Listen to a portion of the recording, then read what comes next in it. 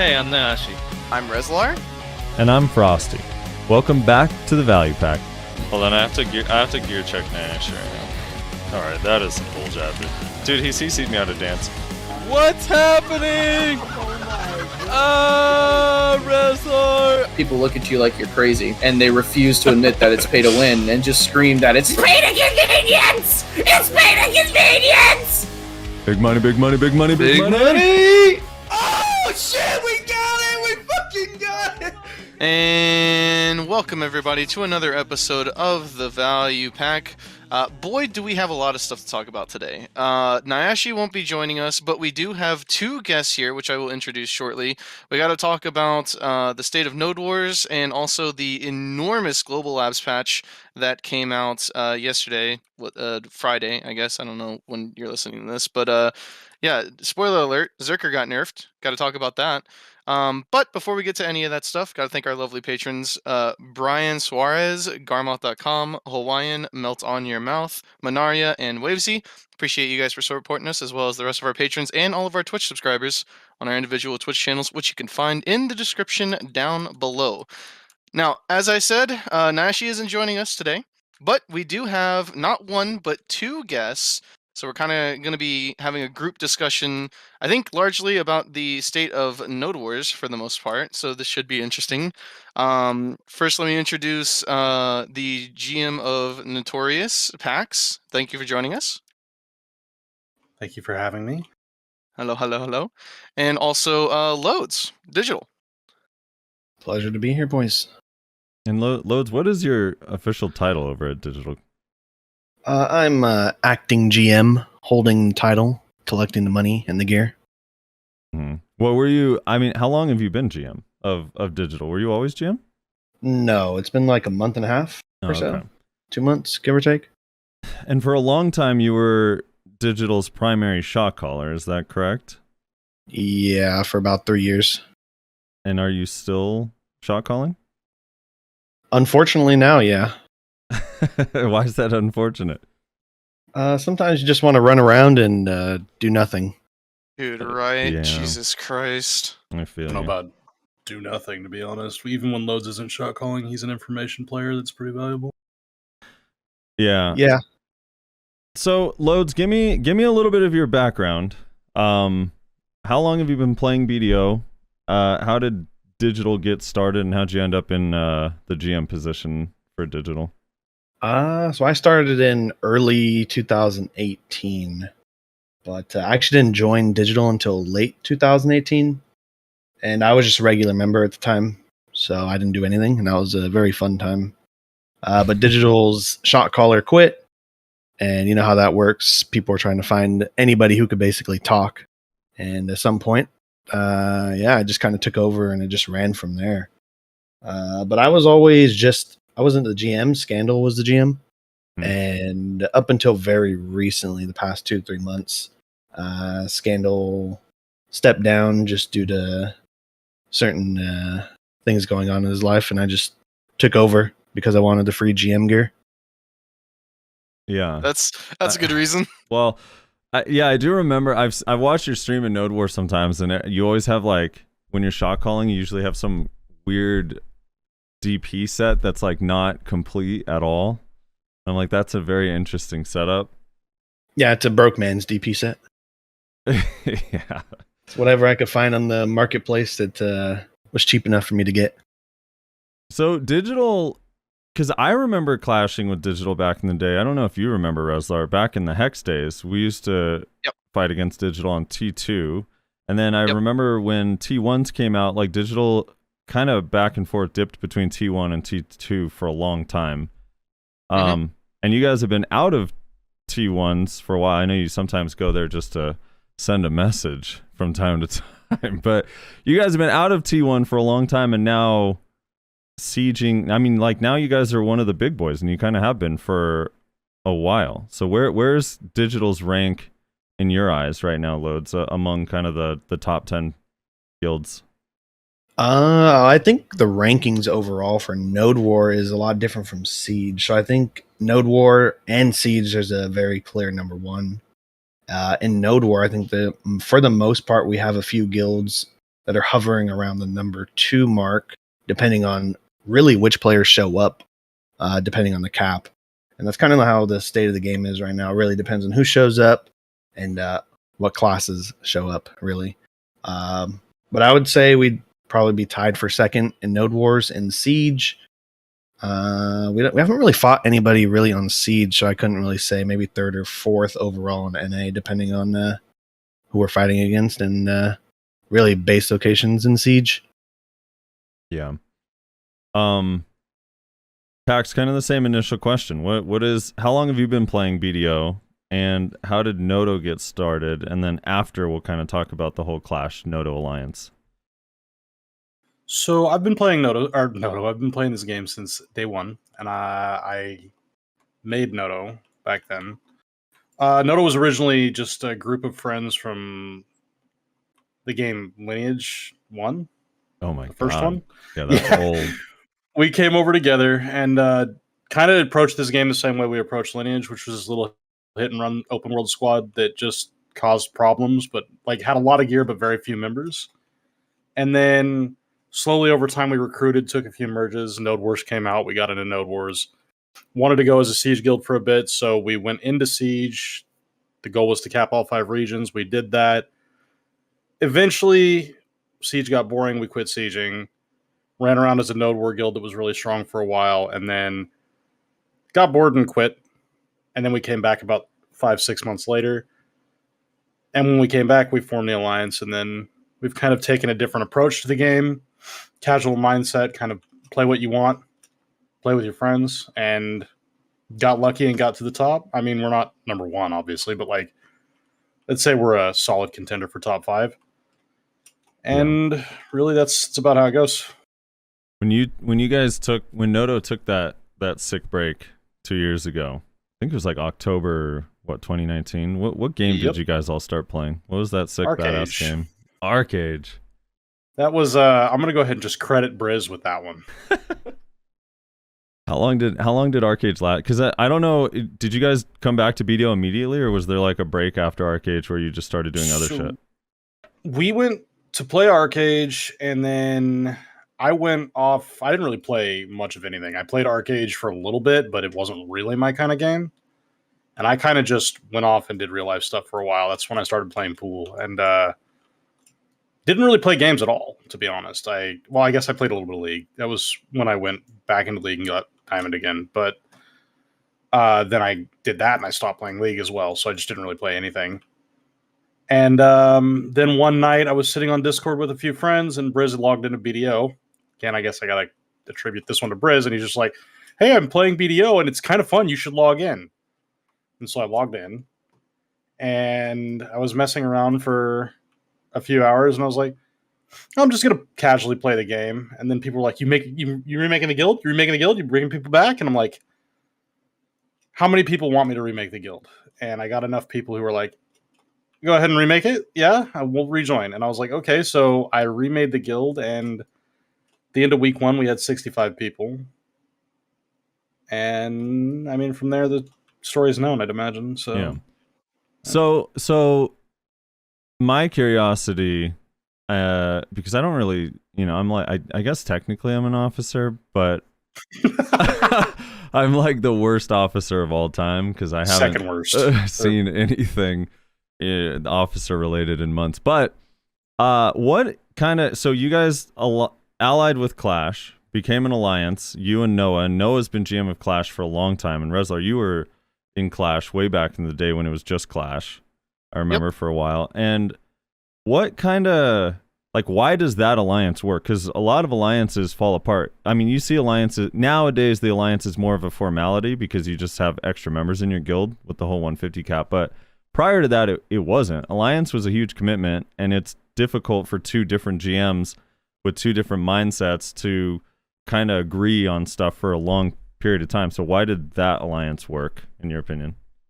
So I came back to the game at a point in time where I think our gear had fallen off a little bit. We left at about 605 average in 2019, and we came back with the same average. So we weren't ahead anymore. And Clash had similar gear, but they were losing a bunch of members. because there's a group of players that ran from guild to guild. Probably the most noted guild that they were in was Coupon. And I mean, these guys they were in Unfair Advantage last week. Now they're in Foe. But they were leaving Clash. And when 15, 16 players leave one guild, especially when it's a smaller guild, it's not good, right? Mm-hmm. And so Noah was not really necessarily interested in playing the game anymore. And I approached him with this idea that, hey, we're coming back to the game. I can give you players if you can give me structure. And they were known for being pretty good in the low man node war scene, and that was what we were interested in. We were only interested in low man node wars because that was what Noda was doing before we left the game. Was what we wanted to do again. So honestly, it's the most fun part of the game. 30 to 50 man, in my opinion. Mm-hmm. But we also we talked about this, and we had asked like what we wanted to do, and the idea was that running a guild takes a lot of time, and so the two of us were like, well, we can both half GM and kind of both take the casual approach to playing the game and, you know, make things work. And I think, honestly, the reason that it worked out is both of us have communities that we built, and they're kind of built in similar manners, where it's built around community and playing with your friends.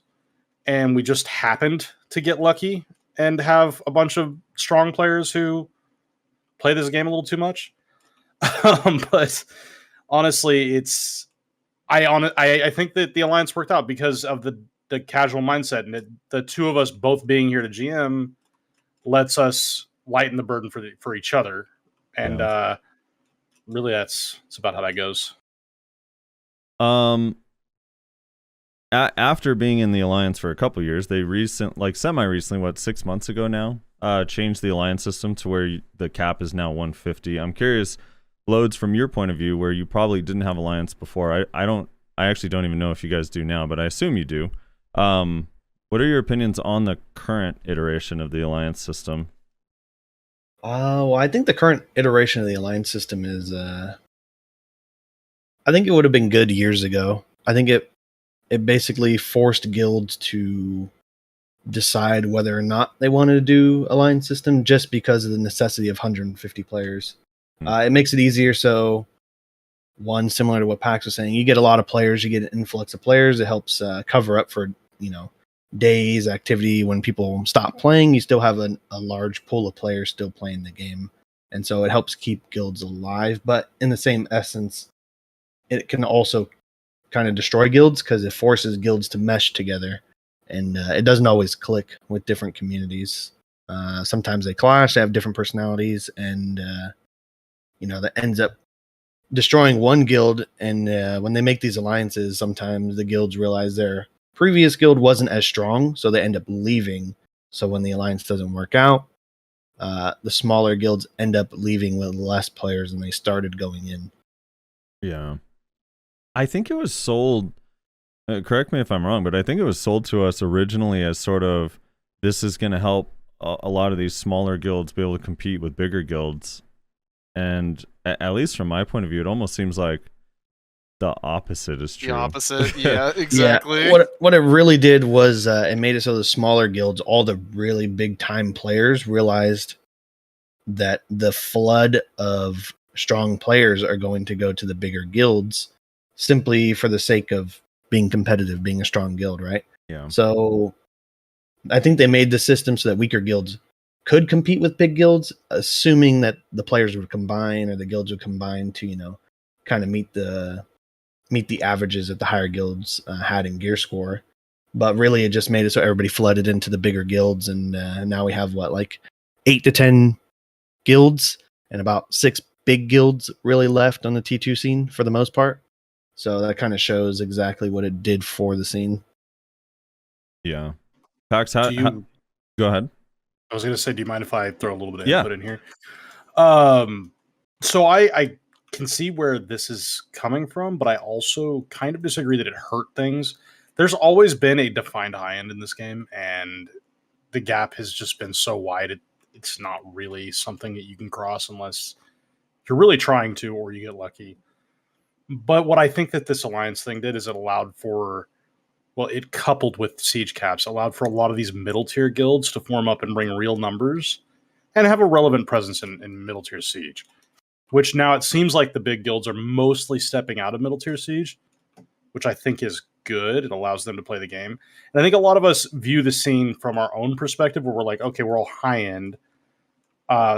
Let's just look at it from the high end and say, oh, well, there's only 6 of us. All these guilds are dying. And it's like, actually, if you take us and you set us all to the side, there's a lot of guilds constantly reforming and building up and dying. And new guild, like Goon is coming to Siege with 10 different alliances, and just the Dynasty just recently formed a new alliance, and it allows these guilds to kind of feel more relevant and bring more people to Siege. I do think it's brought some good to the game, not necessarily in its entirety, but I don't think it's all negative. And it also allows people to play with their friends more frequently, so that's generally a good thing. Yeah, I'm curious, Rezlar, from your point of view, since you've been in Bloodthirst for a while now, and they're a lot smaller. Mhm. So how did the alliance change impact you guys and kind of the guilds you guys run into? I don't know. I don't really think that there was like too much of a difference. The main difference is it kind of feels like we have to have an alliance because everyone does. Everyone is like constantly like capping because their alliance is 2 or 3 guilds. And so like us being like the most casual of casual guilds, like struggling to cap like 40 mans and shit. It's like, well, we have to find an ally or else we're just gonna get like farmed on because it's like we're not fighting 1 guild anymore, we're fighting 3. So we feel obligated to like find alliances and stuff. It's kind of annoying. But in terms of like, is it really having like a negative effect? Not really. I would argue that like we've kind of agreed for a while now that the number one way to like boost like numbers of guilds in Node Wars is rather artificially doing so by reducing the amount of people that can participate in Node Wars. And they kind of did the opposite with this by making the guild caps 150. So that's kind of unfortunate, but I mean, it's not a direct one-to-one comparison, it just has a slight effect on it. So I don't know. It's, to me, I see it as kind of a wash, coming from a smaller weakling guild. Yeah. Some good, some bad. I still just think like I still just think. I mean, we've not to beat a dead horse. We've talked about this for years now at this point, but just like cap all fights at 50 and cap guilds at 100. I think you'd have a lot healthier Node War and Siege scene, honestly. That's just me. Yeah, I think we're a bit past that point, unfortunately. I am glad that the alliance system, now we could see the blue and the red for when players get killed. I remember fighting True, Noto, yeah. and Yeah, I used to never tell if I was losing or winning because there was no good indication. I was like, all right, guys, just I think we're winning. Just keep going. The trick was to watch the center of the screen. Yeah, it was And, so annoying. Yeah. God, there was something I wanted to throw in there. It was about well, the 50-man cap. Oh yeah, I was gonna say I think that ship has sailed. Like once you increase the alliance size, you can't really decrease it. Yeah, it's hard, right? That's kind of how the game runs. Because the thing is, like, once you up a guild size, and then you're like, oh yeah, we're gonna lower the guild cap. It's like, okay, we're just tearing friends groups apart, and people want to say, oh, that's good for the game. Like it creates more guilds, and that's not what it does. What it does is it makes people quit the game. Yeah, people just quit. We've seen it time and time again when guilds die. A good amount of players just quit. Do you guys think that we have two, like, because obviously one of the biggest issues with Node War right now is it's incredibly difficult to find fights, and essentially if Loads doesn't communicate with Pax, who doesn't communicate with is it Schism, who doesn't communicate with Dragoon, basically we aren't going to have fights. You have to like agree and set up and prepare a node. Absolutely. Is this kind of was the case before the Node War changes, but now it's like extremely prevalent. So what is the major reason that's the case, and what should or could be changed to change that? I guess starting with Loads.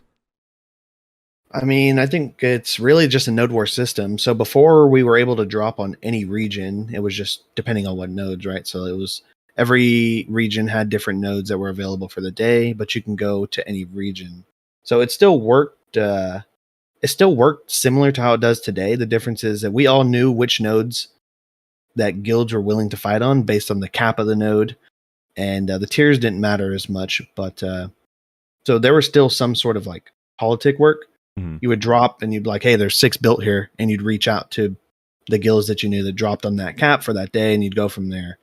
Nowadays, with the way it works, is that if a guild's locked in region, obviously they can't move, which is a pretty bad thing when it comes to trying to find fights, because I mean, with the amount of guilds there are today, it's hard to get fights that are fun without including other guilds that are competitive to your guild. So really it has a lot to do with the current node system as far as the way it works, kind of like the leapfrog, hex regions where you can only build on your neighbor basically.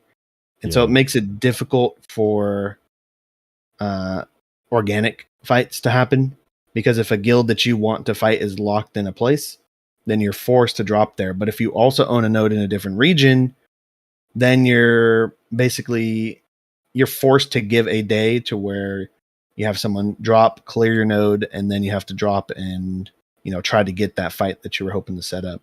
So it's just a lot more back end work for leadership, when really the game should be putting us in the direction of helping us find fights rather than the players being forced to set up the fights themselves. Yeah. Active, anything to add to that? I mean, he pretty much hit the nail on the head, like entirely. I will say that this game really, really needs to find a way. Like, the devs need to go back to allowing us to find more organic fights, because everything he just said is true, but the other thing that he didn't mention was when there's 6 faces and you see these same 6 faces every single node war, or 4 of the same 6 faces, or even just 1v1. Yeah. You've got a limited amount of time before shit gets so stale no one wants to do it anymore. And this is what happened to Siege recently. It's like Siege was like the same 6 guilds, maybe 7. I think it's 6 really. But it's like the same 6 guilds doing nothing for 5 weeks out of 6 or 8 weeks out of 9, doesn't really matter. And then occasionally having the same fight. And it just gets boring. And back in the old system, you could just drop on a node and you never knew who was there. And there were other guilds that would step into it on accident, but then they would ally with the other guilds that were there and they would fight it out, instead of this current scene where you could see who's coming. Yeah. And being able to just completely see who's coming or predict it means that you could just straight dodge. Like right now, there are 6 guilds in the game at the high end. And outside of those 6 guilds, I nearly 100% sure Digital experiences the same thing we do. So the guilds just won't fight us. Like, I looked at the map this week on Wednesday, and there was Cho Nation, the strongest guild in the game, on a node. It's like, okay, this fight will be fun eventually. Digital ended up taking it this week. Great fight. But we're not quite in a state mentally to take that fight right now because of Succ Zerker's just grinding my players down. But so I got to look for the second strongest guild on nodes. And Vertex is on a castle. Digital's on a castle. Corrupt wasn't on a node at the time because we had just done a preset. So they weren't on a node. No Maidens wasn't on a node. And so we're the 6, like out of the top 6, we're there. And then Cho Nation's there. That's 6 guilds. Once you step out of that, the next 2 strongest guilds on the map were Sublime and ZZZ. And we place on Sublime because Sublime happens to be in our favorite spot, region-wise, in the game. And we love fighting here. And it's like, okay, well, we'll go fight this new guild that's got a few retired show members, a bunch of their core back, a bunch of the old Brutal members. They've got a bunch of gear, and they're just quietly sitting here bashing on middle-tier guilds, and people are pretending they're not strong. And I mean, is it a good fight? No, it's not a good fight, but it's a fight. And then I contact Sublime's leadership, and Sublime says, no matter what, we will no-show for every war you place on us, period. We have no interest in fighting you. And it's like, okay, well, now I'm here, stuck in this part of the region for no reason. I can't fight anybody here. No one wants to fight here because if I'm being completely honest, we're the less than standard mindset guild who loves this kind of dumb terrain. And I think maybe the I don't even know if it's rat terrain, because honestly the terrain favors casters. But I think Barcode might be the only other guild willing to fight us out here, and Barcode has also basically said we are not interested in fighting you guys. So it just comes down to, like, I think it's too obvious who's coming as well. Like, it's just too easy to say, nah, not interested now. And so we can just get content starved, which show's been experiencing forever. We've been experiencing for a while now. I'm sure Digital has as well.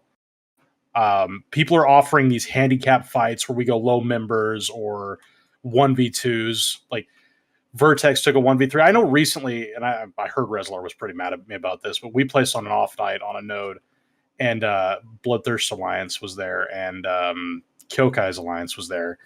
And I, being loosely friends with a couple of the people in Bloodthirst, and Wish being a long-term, I guess, acquaintance, because he used to run a Siege guild as well, I was like, all right, guys, look at it.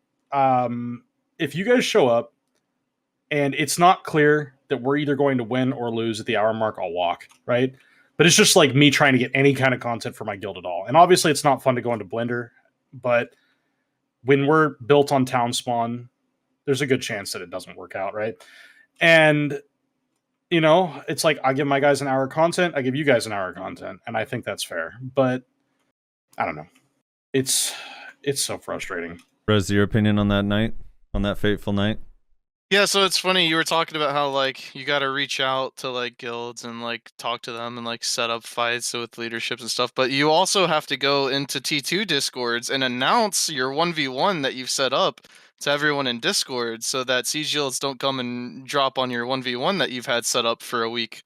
So, you gotta make sure you do that as well. Yeah, I don't know, it's like, we were really upset because we had this 1v1 set up. We hadn't had a good fight in like weeks.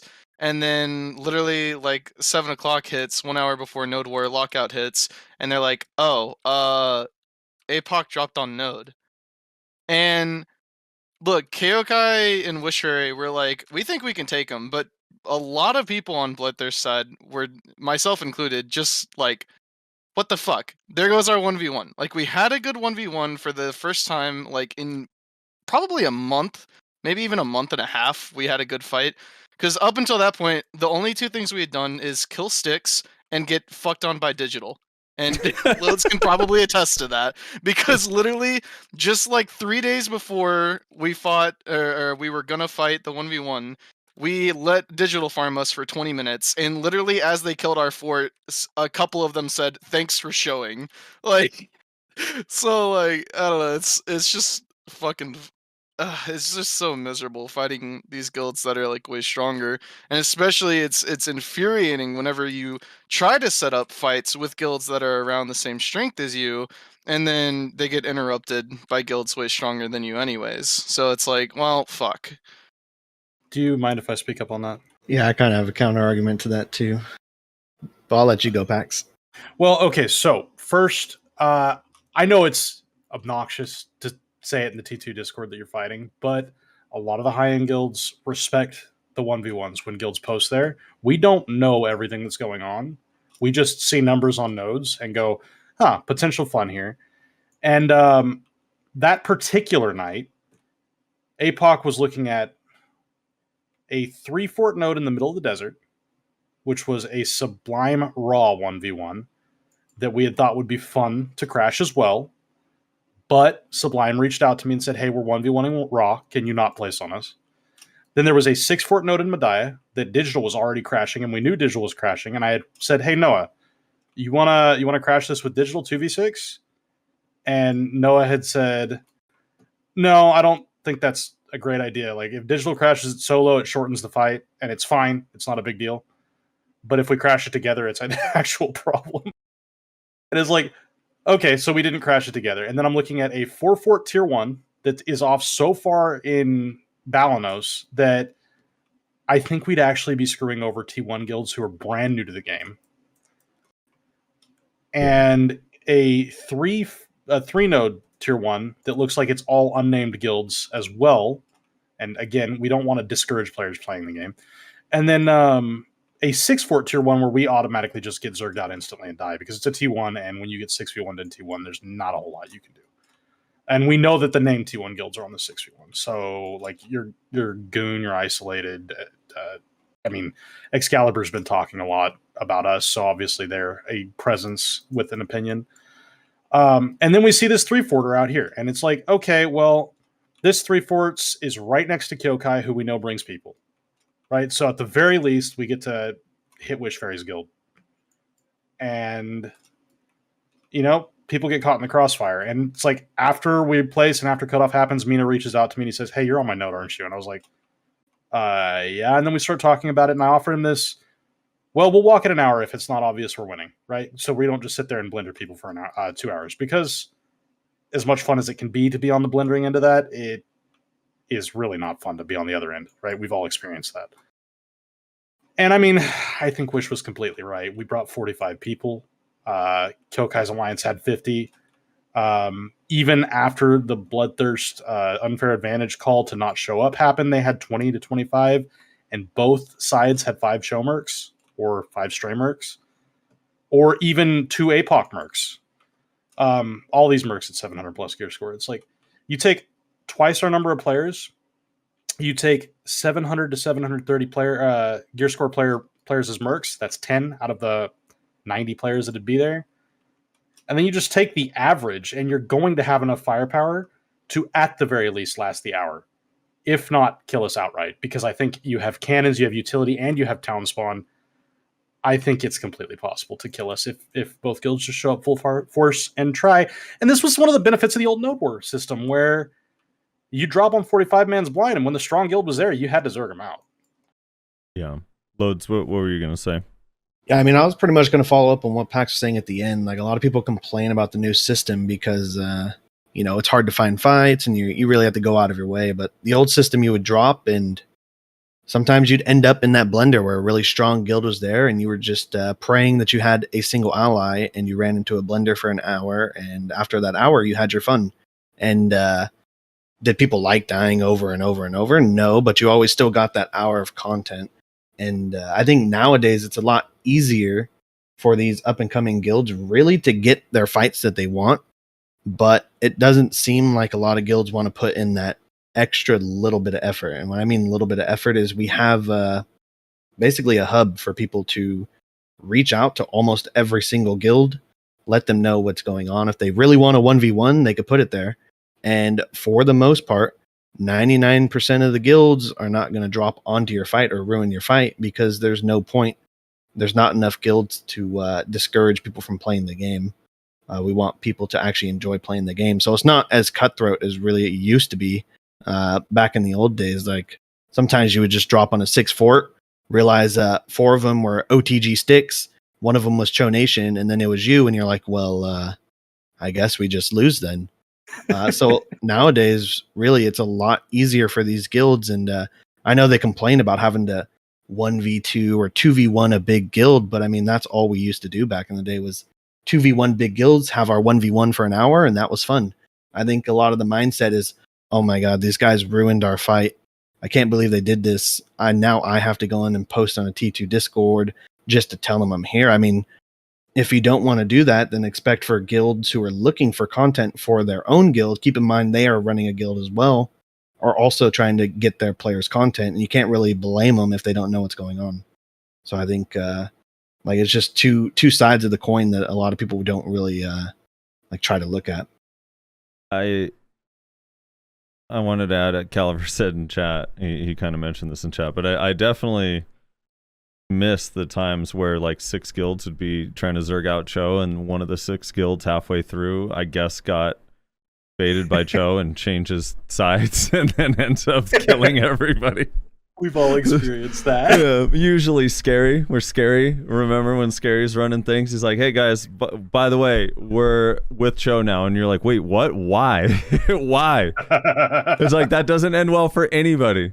You're the casual 20 minutes in, you're like, actually, guys, we had an initial deal. And you're like, oh, no. Yeah. So I think, first of all, let me state that I'm not leadership in my guild. I show up to no doors, I shot call because literally no one else can apparently, and I leave, and that's the extent of my participation in the leadership of this guild. I don't make decisions, I don't reach out, I don't do any of that bullshit. But I do think I think that the argument that like you can make the argument that we can like join the Discord and try and get like more involved in the community to guarantee our good fights, but also like specifically that fight in particular, like Pax, you said that you saw Sublime was out in the desert, and so you like talked to Sublime, and Sublime said like, yeah, please don't interrupt our 1v1. Then you Sublime looked at talked to Calpheon me. and you knew that Wishtrary was here, and so like I know like it's just as much like you can reach out as like we can, and we didn't even know. I don't think we knew anyway that on our side. Maybe Wishfairy did. On Bloodthirst side, I don't think we even knew that this is like a common thing that's going on right now. Like that there's a hub, because we were, as far as I'm aware, we were still operating, and I think we still are operating on, let's just message guilds. Let's just message a guild that we think would be a good fight and like try and set up something, not go into a Discord and like ask in a Discord like who wants to fight and try and set something up very publicly. I Yeah. will say that Val is in that Discord, as well as some other Bloodthirst members. But Sublime reached out to me. They are Sublime, and there's one other guild. Which guild is it? Infernal are incredibly quick to realize you're going to be on their node. Like they sit there on the channel and they just watch the people switching into the channel, and they just go, "Hey, you looking at my node?" And it's like, okay, can you not? It just makes us want to place on certain guilds, Infernal mainly, but like that's them reaching out to us. It's not the other way. We don't want to reach out to people because loads will probably back this, but when you reach out to somebody as a strong guild, that's a big, hey, you guys want an off night tonight? So like, Yeah, I mean, we try. Everybody says when you're in castle, just find fights; they're easy to get. But I did at least 80% of my node wars every week. I'll drop on 3 forts, and everybody be telling me, actually, it's our off night. We're just sniping, or we're remaking our alliance today. Actually, various things, right? And it's like, Yep. okay, well, I mean, nobody really wants to fight us, but at the same time, like, we're looking for fights, and it's not like we're trying to crash anything crazy, but I mean, that's kind of like the state of node wars, right? Like, you just want to get your players content, and you don't like, you're not always trying to be like trying to set up a 3v3 and do stuff. You're just trying to drop and go and just have fun for a day, even if it's 20-30 minutes. So when was the last time you crashed a 1v1 that was known, by the way? I don't know. It's probably been like 2 years, year and a half. Yeah, it's been a long time for us too. So I'm kind of curious, I mean, obviously everyone is in agreement that being region locked is bad. So that probably needs to change, but I don't know. I don't know how much you guys have thought about it, Loads and Packs, but what could they change to kind of improve this whole thing on top of just not region locking? Like what else do you think needs to change so guilds are more willing to fight, or guilds run into each other more and it becomes more organic? Because right now, at least the way I see it, if all they did is remove the region lock, I still think it would be pretty hard to find organic fights, partly because there's so many nodes. Well, Calpheon's Yeah, I mean, need to go. They've had to cut the nodes, and yeah, I mean, I think if they want to keep 100 mens, they should at least rotate caps, because one of the best regions in the game is locked to 100 mens. So it's like a real bad thing for the state of the game. And then a lot of the content is stale because really most guilds have been fighting in their own separate areas. So for example, the T2 guild strictly have been fighting in Media 40 caps. And for the big guilds, we've been fighting in Camasilvia for the 50s. And we've been trying out the T3 Valencia. But really, it's just at some point, the player base is going to get tired of fighting on the same 2-3 nodes day in, day out, because that's really the only region where their player cap and the right tier can fit. So I think, one, we need to get some sort of rotation like we did with the Siege, And also, we really need to cut down on nodes and guild incentives. I think right now we have the shop, and basically for winning a node war, you have to spend money as a player, your own money, after you won a node. So I think as long as you cut down on the nodes, that way it makes it more difficult to snipe nodes and give incentives. I personally think it should be guild related incentives, mainly based on the fact of if you reduce the amount of nodes and then you make it so that if your guild holds multiple nodes, there should be a pretty guild incentive based kind of like item or accessory or something that makes it so that your guild wants to hold multiple nodes. And hopefully this will make it so that one where people are doing if we're keeping region lock, where guilds will have to clash or butt heads in order to maintain their actual multiple nodes. Because right now there's just too many nodes and guilds are too spread thin, and there's no real incentive to holding multiple nodes. Tax, you want to add anything to that? I think they need to bring back the T2 plus 30 cap as well. I think that is really a place that allowed a lot of guilds to thrive. 30 people is not that hard to bring to a node war. It's an interesting number. Honestly, it's not that interesting for me. I like the 40 caps, but it is for a lot of the guilds that can't bring the numbers. And I mean, right now in the state of the game, you put it on T3s and you have a lot of interesting interaction. T3s at 50 is just not enough. It's too easy to kill structures. It's too easy to tear buildings down. We recently did a 2v2 on 2-3 with 4 of the top end guilds, and anytime a guild got onto a base without that particular guild being home, that guild was coming home to no buildings at 70%. And that's 30 seconds uptime on someone's base. And I think that 50 is just too many for a T3 with these 700 average guilds running around. There was something else I wanted to say, but I think I've drawn a blank on it. He talked about rotating caps. Rotating caps would be great, but I think honestly, like 100 mans are a waste. Like you may only want to have 2 nodes on the game, maybe 3 nodes that are 100 mans. I think that the concept this system had before they made all of the regions have a specific size and tier was more interesting. You could have a T2, let's just say T2 40 man because it's what this is right now, connected to a T400 man, and that makes expanding require you to be good in a bunch of different directions and gives a lot of guilds incentive to interact with each other in different places. And I don't know, the way that this is currently designed is going to both burn out the player base and just it spreads people too far apart. There's no real good way to interact. Yeah, I mean, really, the system encourages separating guilds. Like, it actually encourages separating guilds by strength and by player base that it brings. Like, if you look at the map, really, you've seen a lot of guilds don't leave their region and they don't take fights in other regions. So really, it just makes a clear divider between where guilds go. And so you don't really get to interact with a good amount of guilds in the game just because of the way that the node war system works. I remember what I was going to say. These node war rewards, not necessarily node wars, but siege for sure. Node war rewards don't incentivize fighting. They don't incentivize players interacting in a healthy manner. They incentivize massive alliances who can rotate the guaranteed win. And that's unhealthy. Right now, there's too many nodes for that to be the case. But at the beginning of this system, you would see 6 or 7 guilds place on one region, say, hey, you get those 2 nodes, you get those 2 nodes, we get these 2 nodes, we'll all interact around here, and we'll build in a manner where we can always 2v1 anyone who comes in. And it's like, what is this? This is not good interaction. This is guaranteeing wins.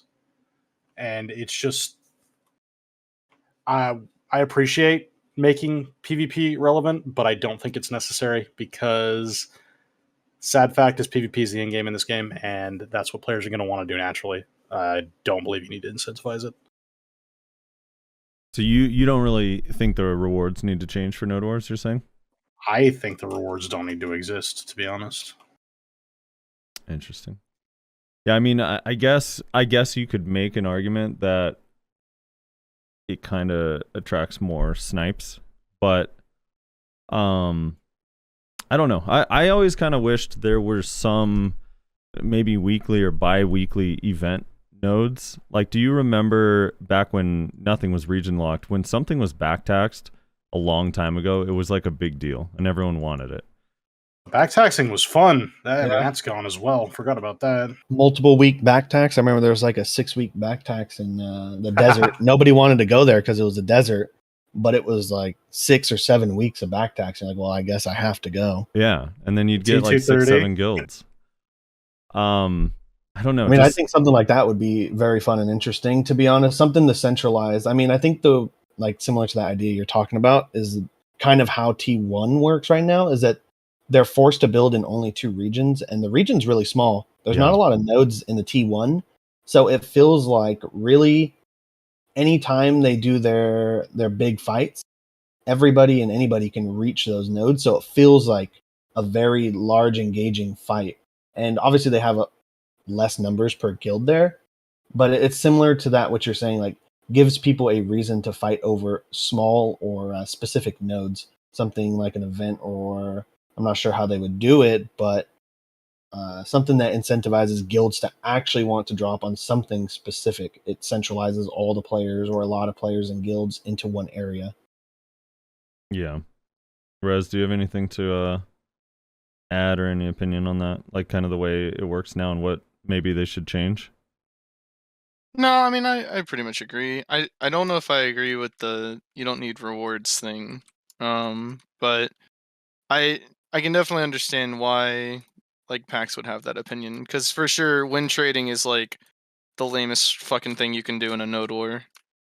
So it's definitely a problem. No, I don't really have anything to add. I pretty much agree with everything.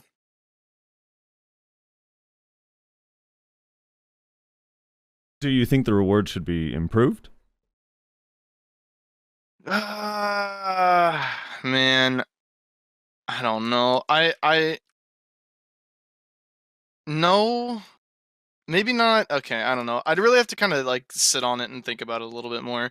Like maybe you can give better rewards for participating, but not necessarily for winning, so that it doesn't become win trading, which I understand that just means that you get more snipes, but I think also you get more people that are just willing to like go out there and participate, right? If you make it to where, I don't know, let's say you can't just like drop a stick and get rewards, right? You actually have to survive for like, I don't know, like fucking 20 minutes. You actually have to have a couple members get like, you know, 1 kill and 5 deaths or something like that. Like you can put some stipulations on it to make participating rewards better while not incentivizing win trading necessarily. Although I guess that is just going to result in more win trading. Man, I don't know. I'd have to fucking think about it a little bit more. I got an I idea. think they do need to do something about snipes and like snipe guilds, both in Node Wars and in Siege. I think there should be some something to negatively like affect that. If your guild, let's say if you are a snipe guild in Siege and your guild dies within the first 10 minutes of Siege, I think you shouldn't get the rewards. I think something similar should be like that in Node Wars. Something that it makes you think like, maybe this isn't worth us just dropping a stick on every node that's potentially available. What about cosmetic rewards?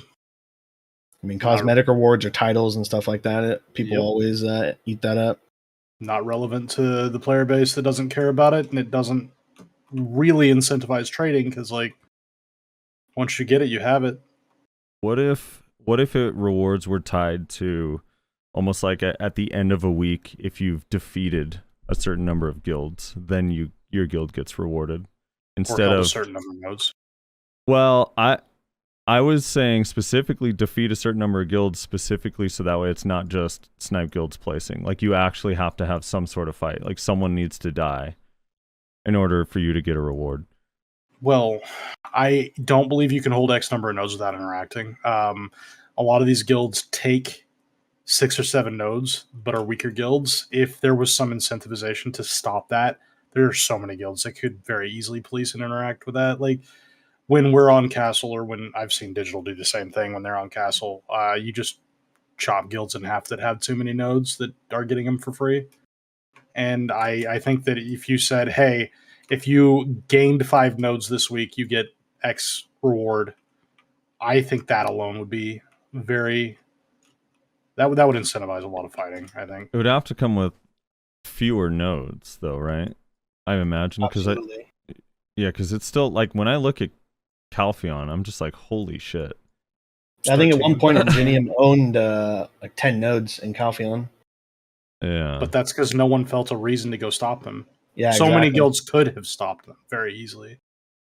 I think Villainous did recently. Yeah, Villainous can. I mean, hell, I think the Ganks Guild could probably stop Ingenium from owning that many nodes. This up-and-coming Enemy Guild can probably stop Ingenium from owning that many nodes. Any of Desic's alliances could.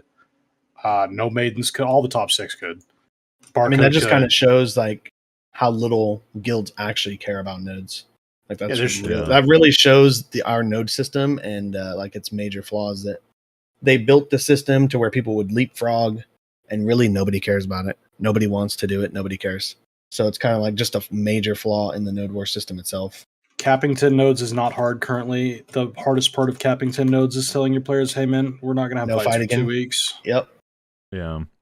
Like we were going to cap several nodes just to refill bank right here, but it's like we're thinking about dropping our node chain, I think, on either Sunday or Tuesday just to go interact with somebody because Sublime told us, hey. Isn't that fun that you have to say that, though? We have to drop our node chain on Sunday. So, one, you're losing a day, Sunday.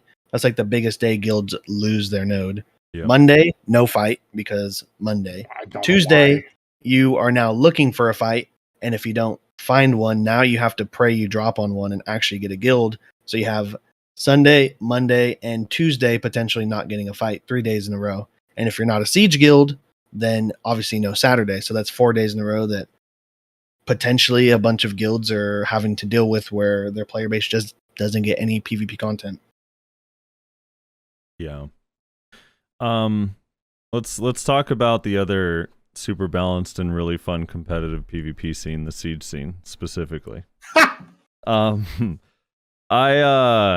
Pax, I kind of want to start with you because I again, being the bad officer that I am, a lot of people were like, "Oh, I heard APOC quit Siege," and I was like, "These are just dirty rumors. I don't know what you're talking about."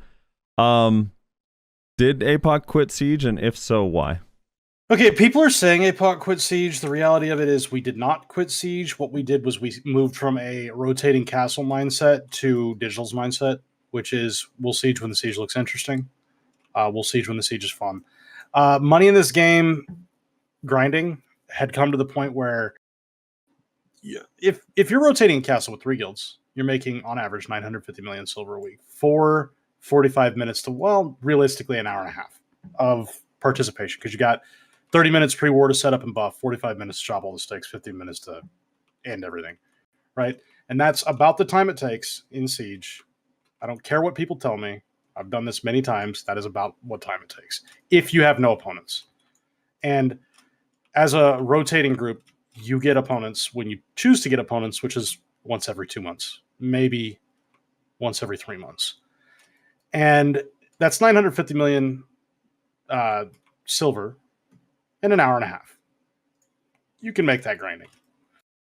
And people will say, oh, grinding isn't as fun, but it's like, grinding isn't as fun, but are you guys really enjoying doing nothing? I mean, the thing, let's be real, the thing people were enjoying was barely showing up, not really paying attention at all and collecting the free money. And it's like, okay, that's cool and all. I mean, I like the free money too, I'm not going to lie. But like, let's go with, we can probably get a fight a month or a fight every 6 weeks instead of a fight every 2 months or a fight every 3 months and have it be fun. And then we can still just go, hey, Corrupt, hey, Vertex, hey, anybody, hey, Digital. You guys want to go pop this region and then we'll do a quick 2-week trade. We'll go 1 week. We'll give you it the next week. And hell, with Digital, I think Digital would enjoy. Hey, let's go take this region. We'll take first week. You take second week and hold it as long as you want. And like just short trades like that, I think are much more interesting. So when people say, did you quit Siege? No, the announcement wasn't that we quit Siege. It was that we stepped away from our alliance. And we stepped away from our alliance because it wasn't fun. It was free money, but it wasn't interesting. There was no interaction. Like, the only interaction that happened was when we sat there and we were like, hey, guys, we're bored. Let's do something. Like, we would get uppity about it. Then Corrupt would get uppity about it. And then we'd set up, like, we get a fight 3 weeks later, and it was just like, okay, this is stupid as shit. And Well- so like they're like, oh yeah, we quit Siege. No, we didn't quit Siege. We just stepped away from the alliance. Loads, when you heard that PAX Rage quit Siege, what was your reaction? Yeah, PAX Rage quit Siege. I mean, I kind of seen it coming. For the most part, like Pax was saying, when the two big alliances, by the way, I think the quote unquote Siege alliance is the dumbest shit in the game.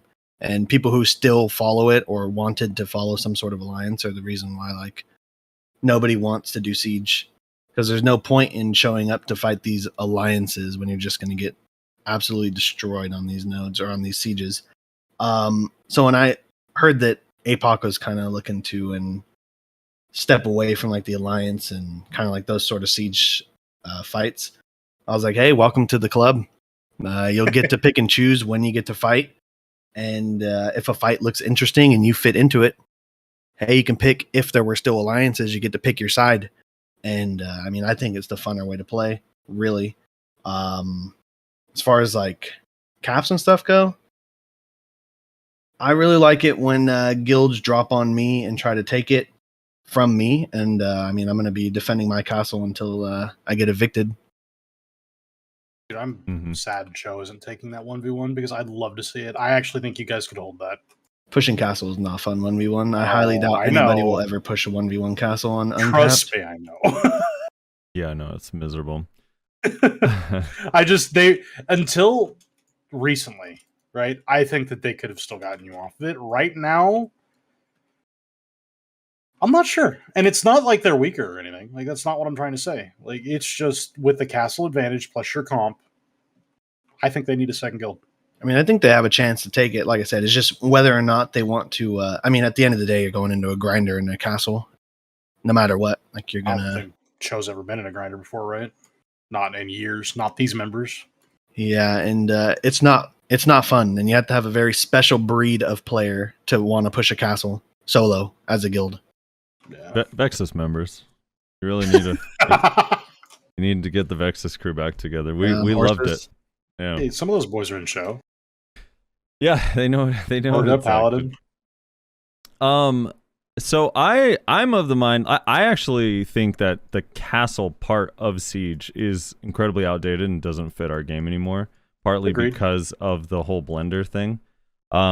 Even if you bring two guilds, it's still not fun. It's incredibly laggy. It's desyncy. Trying to fight up, downstairs, different terrain. Like I liked the farmlands, and I actually believe most people preferred the farmland style Siege. I would love, maybe you could leave one of them just for just to relive the glory days, but I actually wouldn't be opposed to them just announcing that they're removing the castle, and that when you win the territory, it's all the same rewards, and the player has to be removed from the territory, and your fort is where it was left the week before, and it's just a standard fort. What are your guys' opinions on if they were to do something like that? Would that be good or bad? Like, for example, Medaya or Valencia just wouldn't have a castle. So wherever you placed and won from there, that's where your fort would be the following week. Same way farmlands work. I think it's an interesting take. I do think most people enjoyed farmlands just because, like you said, you're not pushing a castle. You're just hitting walls. But yeah, I don't know. I haven't really thought about that. I think it's an interesting idea, and I think it might encourage guilds to actually look for 1v1s potentially if they don't have to push a fortified castle that has structures that don't take damage, and especially with power creep nowadays and classes being able to do high damage from range and all these abilities that really can 1 to 2 skill you. Pushing somewhere where they're just looking down on you is really unfun, and it was like that before, but now it's even just as worse. Yeah. Pax, your thoughts on? I completely agree with you, to be honest. I've heard so many players say bring back farmlands. They just want to play the farmlands. I actually hate siege walls, so I think that the farmlands would be far more interesting if it was done with barricades, personally. But no, I completely agree with you. And incentivizing these 1v1s, that's a good point. I actually think it would bring back a lot of interesting fighting. The caps in this game need to be adjusted, though, because, man, these caps are so imbalanced. And it's like, oh yeah, we got caps. Everyone's got to play on caps. It's all gear equivalent, and it's like, yeah, the gear is equivalent. The classes aren't. Yeah. Do you feel that way, the, Loads? the caps. The one thing I can say about caps is that it really encourages up and coming guilds to think that everything's balanced because you have you meet the recs for caps. But there's a lot of other things that go into it. One, HP, percentage damage modifier builds. So someone with 700 gear score can easily drop 60 gear score, 80 gear score to get these extra modifiers pretty easily, where someone who's hitting the cap slightly above won't be able to. And really the main problem, I think, with caps is that some classes are just miserable to play. Like, they just don't feel good to play on the caps, where others are just incredible. And I mean, you get to see it when really good players murk in for some of these fights. And you're like, I wonder what class he's playing. And you look, and it's one of 5 classes that you see all top fragging. And that's always been a thing where some classes excel, but at least on uncapped, your class still feels somewhat relevant for the most part. On capped, if you're playing a really bad class, you might as well just not even show up. What are those 5 classes? In your opinion? In my opinion, it'd be Musa, Zerker, some other classes that are really strong on capped for smaller scale are DK and Kuno, damage-wise. Large scale, Wizard is always going to be good, but it doesn't feel good to play. Which DK do you think is excelling on caps? Succession. Is that because of Emilemia, or is that because... That's just because of the amount of damage they can do on capped. I haven't really seen one other than him do well. I haven't seen ASAP on Sieges. I haven't seen his scores, and I can't think of another Succ DK that stands out. Like, stands out really, really hard is what I mean. I assume you also mean Succ Kuno. Or do you mean Awaken Kuno? Succ Kuno. I haven't really seen any Awakened Kunos. Primarily like Musa and some of the high mobility. Musa, Zerker are like 2 of the most broken classes for capped. Yeah. I'll tell you what, Sork on cap, until the caps changed recently, who was miserable. I could do a 9-hit combo and take someone to 60% HP. Full combos, like I could catch Tech, who plays Ranger. Full combo Tech. Just do like an extended combo. The guy would stand up with 30% HP and then kill me. Yeah, and that's Rangers not a actually hit defense pretty for hard on cap, there too, like, which is surprising. What would your top 5 be packs for capped Siege? Like, which classes do you think? Obviously Zerker, Musa. Actually, I forgot about Musa, Drac, Zerker. to be honest. Oh yeah. It's mainly because I Drak's haven't fought on a cap Siege since they added it, so I kind of forgot about that class. Yeah. Drax wild on caps. I think Awaken casters actually really. Is it Awaken? Both casters I think are strong actually. Now Lowe's said they're not fun, and he's the caster player here, so obviously I got to take his word for it. However, they do perform. They're incredible. They're just not fun. Not sure what other classes. It's really Musa and Zerker that you can feel the difference in. Mm-hmm. Like that Zerker feels like it just doesn't get capped when every other class does. Like it really, really feels bad. I'm curious, how does Succ Guardian perform on Cap Siege? Because on T1 Cap, Succ Guardian's kind of fucking insane. You don't see them. Yeah, there's Really? 4 Succ Interesting. Guardians in the I high just end think scene. no one plays the class because why would they play that when they could play Drac? Yeah, They these could days play Drac. Zerker. They could just play other classes, which kind of like goes with just our meta right now. That if you're playing a bad class and you complain that your class is bad, just re-roll to something else that's good. It's So probably more stupid. fun. That's so stupid. I hate Sad. that that's a thing because it discourages class identity, and that is just. What about bad. on Uncap? Like if you're fighting open field Valencia, obviously like in the castles, there's the obvious ones that but if you're fighting open field, what are some of the good classes in uncapped Siege? Ranged. Yeah, you want Rangers, Zerkers, both Zerkers, Dracanias, Shies, pretty much anything that's main ball. Something that's tanky. If you're playing a rat class, same classes: Musa, Sork, Kuno. There's DK as well. There's a DK concept. has good players. there's this concept that like large guilds understand, and this is really accentuated on Siege, and it's that there's this invisible wall in front of every ball. It's probably about 20 yards out of every ball. That it's a dead zone. You touch that area and you're gonna die because there's just a whole shitload of perpetual range damage in the area. Yeah. And you can't engage through it. It is so stupid, and it's sad because the game needs Succ Zerker right now. And with these Succ Zerker changes, which I don't think are enough, if they nerf Succ Zerker out, you're going to see guilds just not able to engage on each other at all. I mean, you're going to do the classic standoff where you're both looking at each other, trying to figure out how exactly you want to engage. Yep. Yeah. What? So I want to get into detail on the changes, but I'm kind of curious. Let's just say, hypothetically speaking, the Succ Zerker nerfs do kind of bring it down to a normal level, and only the people that actually like the class play the class. What classes do you think take its place? Like, where are the Succ Zerkers that are only on it because it's insane? Go. What is Are you the talking next as far as FOTM? right? FOTM, like just Yeah. FOTM in general? Yeah. Drac, right? I think it's Drac. Drac. Yeah. Draconian. And the reason why I say Drac is because to me it reminds me of old Succ Wizard. People used to hate seeing TP, Voltaic, Frigid.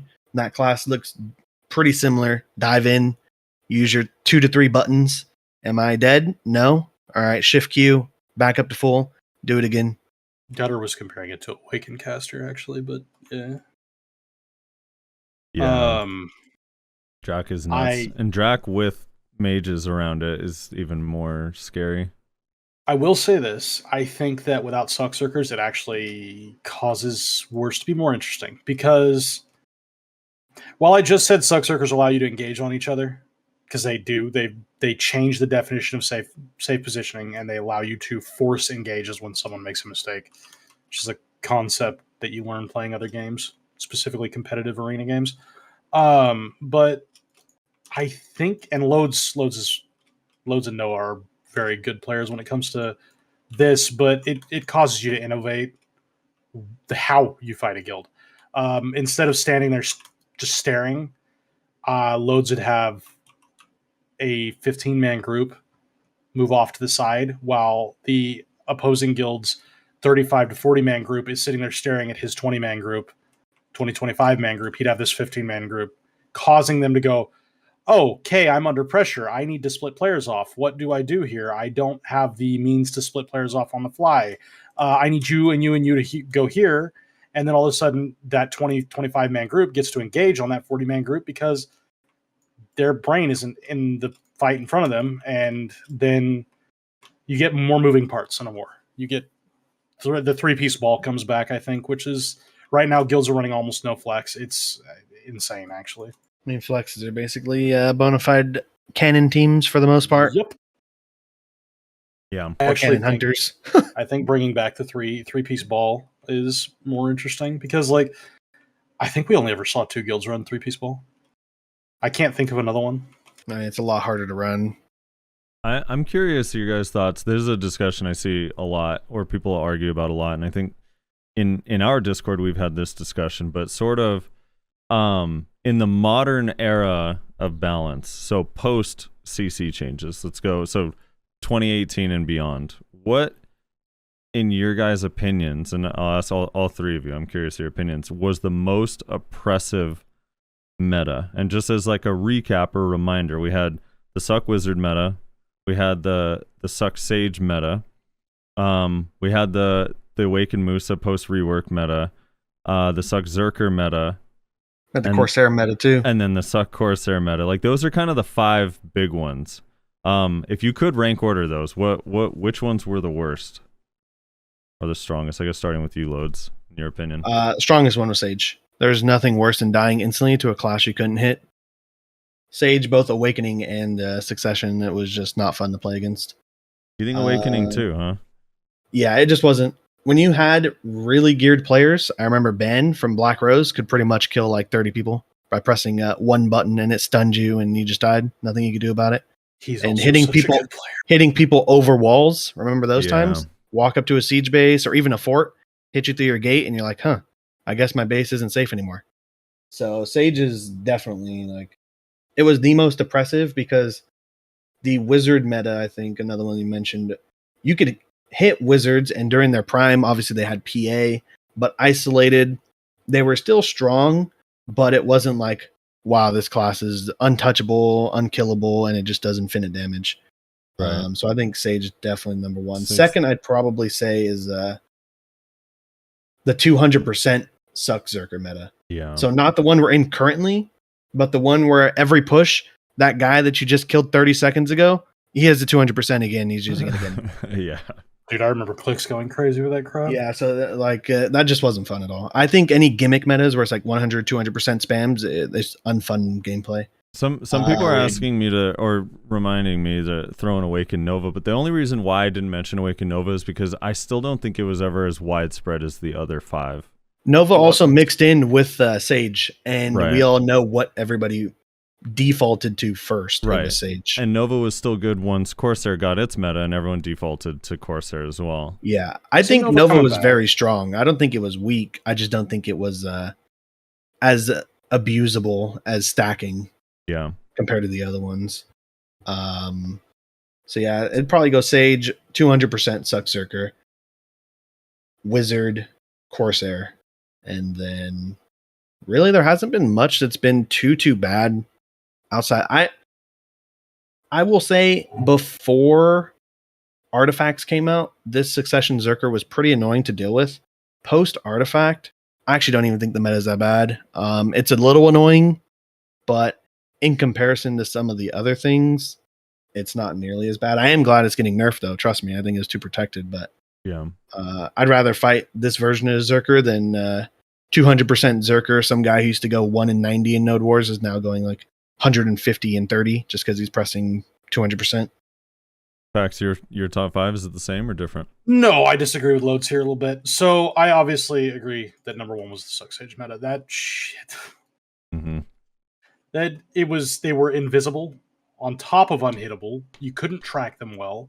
They would pre-engage with them. You would lose half your ball to them. It was ridiculous. That meta, while being okay, it was also handled the fastest. Like it was nerfed so Right. fast, so it didn't matter that much. But that was by far the worst. As an And example of then- that meta, I remember because anytime we had fought Spartan, it was like just a walkover, like a 10-15 minute fight. And I remember in Valencia, do you remember that fight? It was like maybe a 50 cap, and we were 1v1ing Spartan. And I remember thinking like, dude, this might actually stalemate because they had like 25 fucking sages and we couldn't hit them.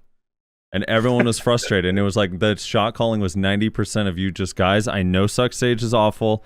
I know. I'm sorry, but we have to try to push. Yeah, it was a 30 man, and I remember the reason that fight was so long was because there were other guilds involved. But yeah, I mean that died first.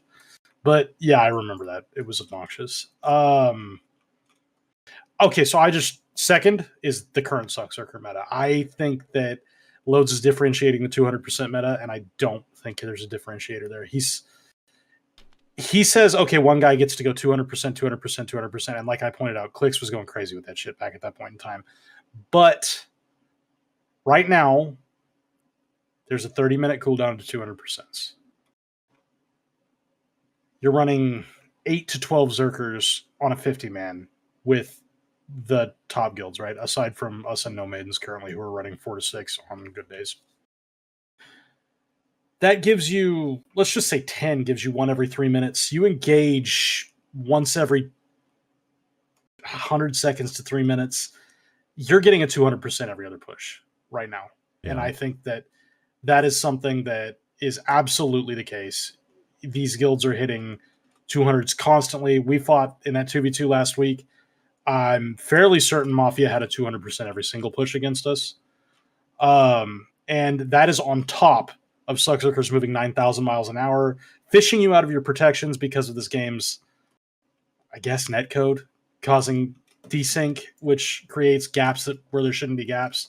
And Succ Zerker just goes, oh, here's a tick CC. That means that you get picked out of your protections. And they do that. They just cover too much ground. They're too tanky. They do too much damage. Like, they are oppressive as hell. And I think that they are by far the second most ridiculous meta that we've had in a while. Beyond that, Suckcaster would come in third. Because I don't think that Succ Corsair meta was that bad. Yeah, obviously it wasn't interactive, it was boring, right? But when your complaint is that something is boring, as opposed to the current complaint is, I literally can't play my class. It's like so many people go, I want to play my class, and then I just get jumped on from out of render distance, and I just don't get to play. Yeah. And they're absolutely right. Like, people are getting just straight super armor checked by these classes. They just hit. Zerker hits way too hard. Like, way too hard. On top of everything else it does, it hits so hard. It is just ridiculous. And I don't know. The Musa meta was handleable by iframe counter comps. And it was very short. It was short, but it was also like you could still hit them and kill them. You could hit them when they were running at you, and I think that the iframe classes were also strong. They came like Sork is strong at the same time, DK is strong at the same time, and a lot of these classes just go, okay, well, you're going to run straight at me, you're going to die. And yes, it had the same thing where it could engage on less mobile classes. But that's kind of where that class shines, to be fair. Yeah, like I don't know if it was really meta defining. It was kind of a meme for a month, and it was a meme because it was so easy. I think that the place where I saw that look incredibly broken was in 5v5. Like around that size, like it was just so impossible to deal with that class. Obviously, I'm not saying the class isn't strong or wasn't strong. It was very strong, but it just wasn't what Succ Zerker and Succ Sage and even Suckcaster were. I would so much rather play the Suckcaster meta than this crap right now. I agree. I think Succ Corsair, one of the things that was annoying about it is the way they fucked your base. Because of how long it took to deal with them and how they would always get away, that you had to bring more, like if they sent 5 Succ Corsairs to your base, you had to bring like 10 or 15 people to deal with it. Yeah, it sounds like Apoc's we do it with Sorks. Group. We do it with Sorks. Come on now. No, Sork is busted. We're gonna get to Sork in a minute. But yeah, Rez, I'm curious your 5, because again, you typically are like your node wars are different, right? Than packs and loads kind of have very similar. Well, not just you, but like your guild has been a different level for a long time. Yeah, a bunch of noobs, but you're also fighting all the other noobs. So what is like the meta from best to worst for you guys, or in your experience? For me, Succ Sage is definitely number 1. Very easy and clear. Yeah, it got nerfed really quickly, but the reason it got nerfed so quickly was because it was actually that much more impressive than I think any other state that we've had, honestly. Like it was actually killing the game, and they saw that in their numbers, and they were like, "Shit, fix it!" Like, they were panicking. Yeah. For me, I think Suckcaster goes number 2. Succ Zerker is number 3. The reason why I think Suckcaster is worse than Succ Zerker is I think people have kind of a recency bias with Succ Zerker. It's the thing that frustrates them right now, and so they kind of like see it like through fucking red eyes and shit. I think I have never wanted to play this game less than during the Suckcaster meta. Like, legitimately, I only play this game for Node Wars. That's literally the only reason I play this game. And I've never wanted to quit more than during the Suckcaster meta. It was the most miserable fucking thing. So, yeah. Probably, I don't know. After that, it kind of all starts blending together a little bit for me. Probably... I don't know. Probably Mooses after that. I didn't really have that much of a problem with Corsairs because I was playing Zerker the whole time for that meta. And so, I don't know, just grabbed him. It was really easy. Just grabbed him forehand. Yeah. Could ignore their grapple res was nice. Yeah, ignore their grapple res. Oh, they iframed a grab. Guess what? I got 3 more. Because this was like pre-rework, right? So I had all 4 grabs. So I just need a nerf Zerker. Yeah. Dude, why is that class so ridiculous? Like, what is going on? Yeah, I don't know. Like, I don't know if either of you guys ever listen to the podcast, but I've been advocating for Zerker nerfs for a long time. I'm currently not playing Zerker because I don't really like the State of Awakening, and I don't want to play Flavor of the Month and play Succession. So, I was going to throw in Steve is also just he's like a Zerker through and through. Like Steve loves that class, and right now he's not showing anything, and I think he hates the state just from what I've seen.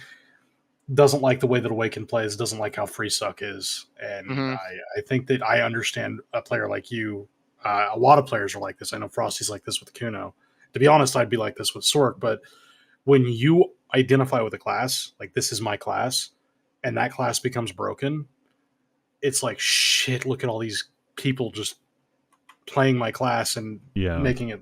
Yeah, it's frustrating. There's names, right? Like that you recognize, that you've seen that same person on Succ Sage, Succ Wizard, Succ Corsair. Snoo. Basically, if Snoo is on your class, that shit needs to be nerfed immediately. Beware. I kind of have the same.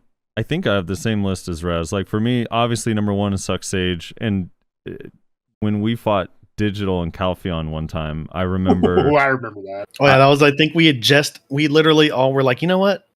Because we also fought Spartan. They had like 15 Succ Sages on a 30-man. We're like, okay, this shouldn't be that bad. And then all of a sudden we couldn't hit him. We're like, what the hell did I just watch? So I think like a couple days later, a bunch of us went to Polly's together. Nice little group, the little Polly's. And then we're like, oh, we got to fight today. And it was you guys. And we had like 15 Succ Sages. We're like, oh yeah, this is fun. This is fair and balanced. Tech going crazy with it, dude. Oh my god. Yeah, this is a balanced class. He used to just be invisible, iframing up to a main ball, engaging, and they're dead instantly. I remember that was so dumb, man. Yeah. Sorry, someone in chat just said Sork does have high power, but requires high mechanical precision, unlike other. No, it doesn't. Currently, no, it doesn't. Stop talking. Not currently. So every single one of your catches is super armor. I think Sork needs to be gutted to the absolute ground. I have been a Sork player since day one, and I'm just gonna straight say like that is bullshit. It's so funny. So for me, I'm with Rez. I think it's a little bit of recency bias because we're sick of Succ Zerker. Now it's starting to become. It's a long time now, right? It's like it's May. The changes happened in December, so it's like frustrating. I think Wizard for me is 2 and Succ Zerker is 2A. I think that they're really close, and both of them were irritating. Succ Wizard. I don't think Succ Wizard. It's like weird. Like Succ Wizard took a little while. Like we knew immediately it was good, but it still actually took some time to catch on. Succ Zerker, I feel like caught on quicker, but Succ Wizard became. I mean, it was literally 50% of some of these guilds. Like it was fucking crazy. Like I as many Zerkers as there are, 10 to 12 or 8 or whatever in a group. There's not 50. I've not ever seen 50. And that maybe if there were 50 it would be awful, and maybe if it stayed this way for a long time, it'd be that way. If there were 50, people would be quitting the game. I don't know if you're talking about 50 on a 50, man. If you're talking about 50 on 100, no, actually for us in Sieges, you're like getting 20 to 30. You're getting 20 to 30 Succ Zerkers in Siege comps right now, actually. There's like 50% Zerkers. It's pretty annoying for sure. Of like an entire ball of whatever you're fighting. And then Succ Corsair, and then the Musa one is only because I think because it was so semi-short, although I still think Musa is pretty insane. And I think people underrate it a little bit right now. It was just too easy to play. I still think it's broken and needs nerfs personally as someone who still plays it. But yeah. Yeah, so let's talk about some of these nerfs. So Sork, the big one is a bunch of the theme of the last 2 weeks is PvE changes. Just packs and loads. I don't know how much you guys PvE, but we're going to kind of just focus on the PvP stuff. So Awakening Sork got stamina consumption added to Shadow Leap as well as a Stam Lock. So Shadow Leap is their forward F Awakening skill. Iframe, and now it costs 200 stamina instead of 90 mana, and also locks your stamina. What are your guys' feelings on this? Pax, you main Sork, so. Okay, so the 2 best Sorks I know, who are also probably the 2 best Sorks in the game in large scale, both say, oh, my playstyle's dead. Both of them play an extremely aggressive zero stam playstyle. And I think everyone in here, aside from maybe Rezlar, knows who I'm talking about. But I don't think the class is dead. I think that playstyle is dead. It forces us to move to a defensive style, almost a counter counterplay style, which is fine. It's what we were on for years, and it's what the real Sorc players are used to. So it doesn't really change a whole lot. But I agree with what I saw Zachary say in chat earlier. Man, stop messing with my mobility and just take away the protections you put on everything that we didn't ask for. It's like everything I have is protected, and there's no reason for that. I don't know. Your thoughts, Loads, on the stamp change? And is it enough? First, I think as someone who truly despises Sorc, I'm glad that YouTube will no longer be able to do that. I'm very excited. And I mean, I think any time they do a nerf to a class and they touch the class's core mechanic for movement, it's very close to almost killing the class every time they've done it. No matter what class they've given like very harsh penalties on their movement, it kind of kills the class. I think movement is probably the most important thing in Black Desert. So when you start touching their movement skills, that's when it really makes it from a class being maybe broken to almost unplayable, where if they touched other abilities, like you're saying, I think their protection, I don't know what it's called, like Shadow Eruption or something. It's like super armor now. It used to not be. Just get rid of it. Just get rid of it. Please. And I think that would be a better change.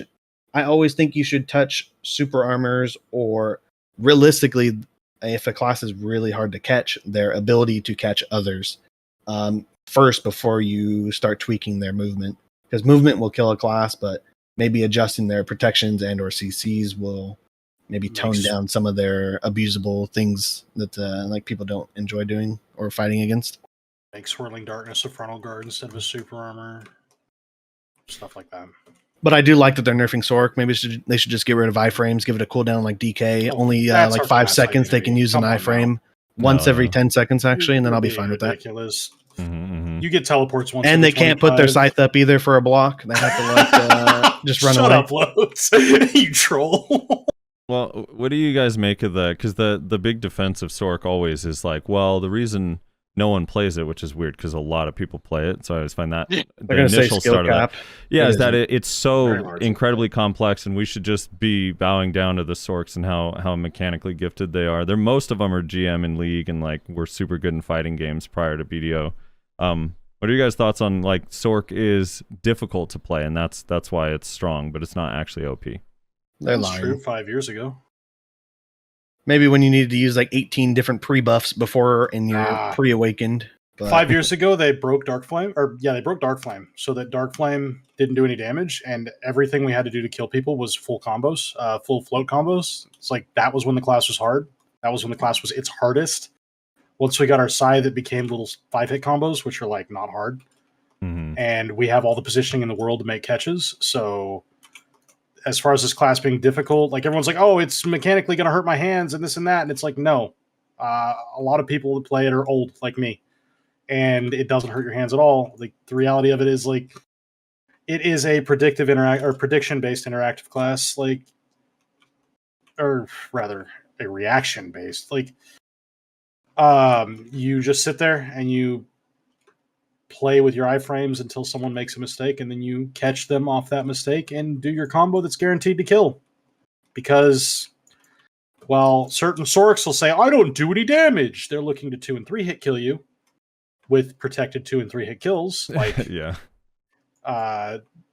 Grim Reaper's Judgment, Soul Reaper, Swirling Darkness, or some dumb crap like that. And it's just like, okay, well, I don't know why this is okay. But then again, I don't know why Predatory Hunt's okay. So, that's okay. Yeah. Rez, any thoughts on Sorc before I move on? Delete it from the game, and then we can start talking. I agree. Unethical class, just get rid of it. All right. So, one of you plays a Zerker, and the other one plays a caster. Excuse me, sir. I'm a Succ Guardian, thank you. Excuse me, sir. I play shot caller, so I actually don't play any class. Oh, me too. All right, I'm gonna take that defense as well. Same, yeah, I'm gonna take that as well. Also, no, I think. Listen, the only thing I'll say is that I think in a world where everyone's getting 2-shot iframes are much better defense mechanism than frontal guard or super armor. So do with that information whatever you will. I agree. Not getting hit is the best defensive, literally. Yes, sir. But Sorcs don't like talking about that. They just like to start saying that, oh, I only iframe on movement, not damage skills. It's like, okay, and your CCs are .01 second animations. Crows is like destroying people, like 10 people at a time. Like what?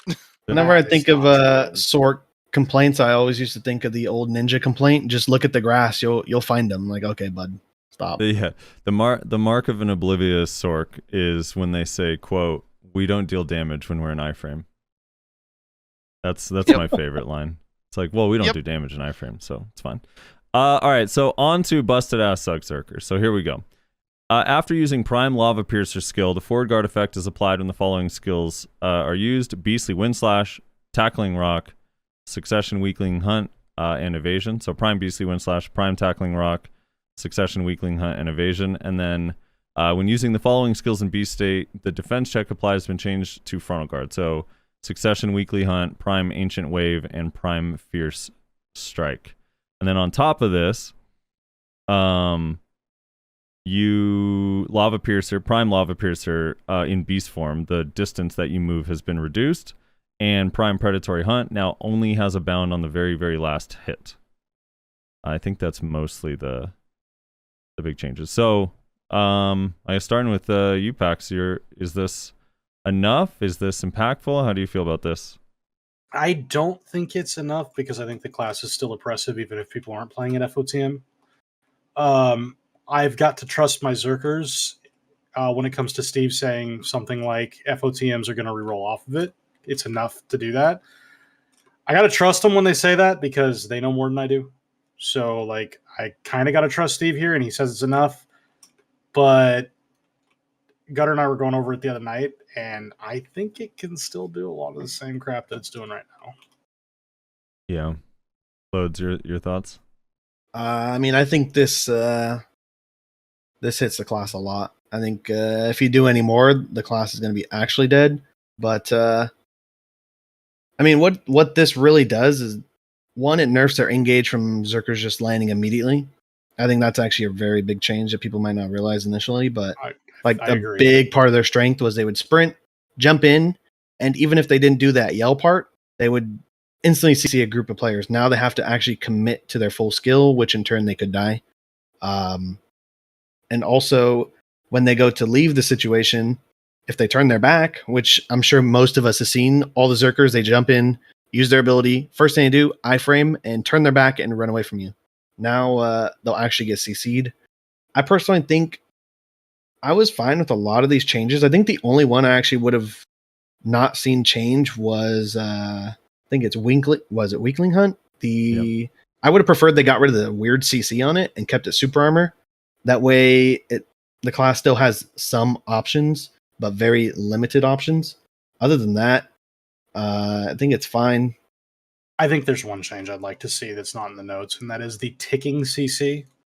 Oh, from their ulti? Yeah. The multi-tick I think that the multi-tick CC... Multi-ticks in general are dumb. That's why they got rid of the Valk one from Succession. Remember that fucking shield? Yeah. When you just and put super armor and they catch you in one tick of your ability because of desync or whatever, and you're like, well, I guess I'm stunned now.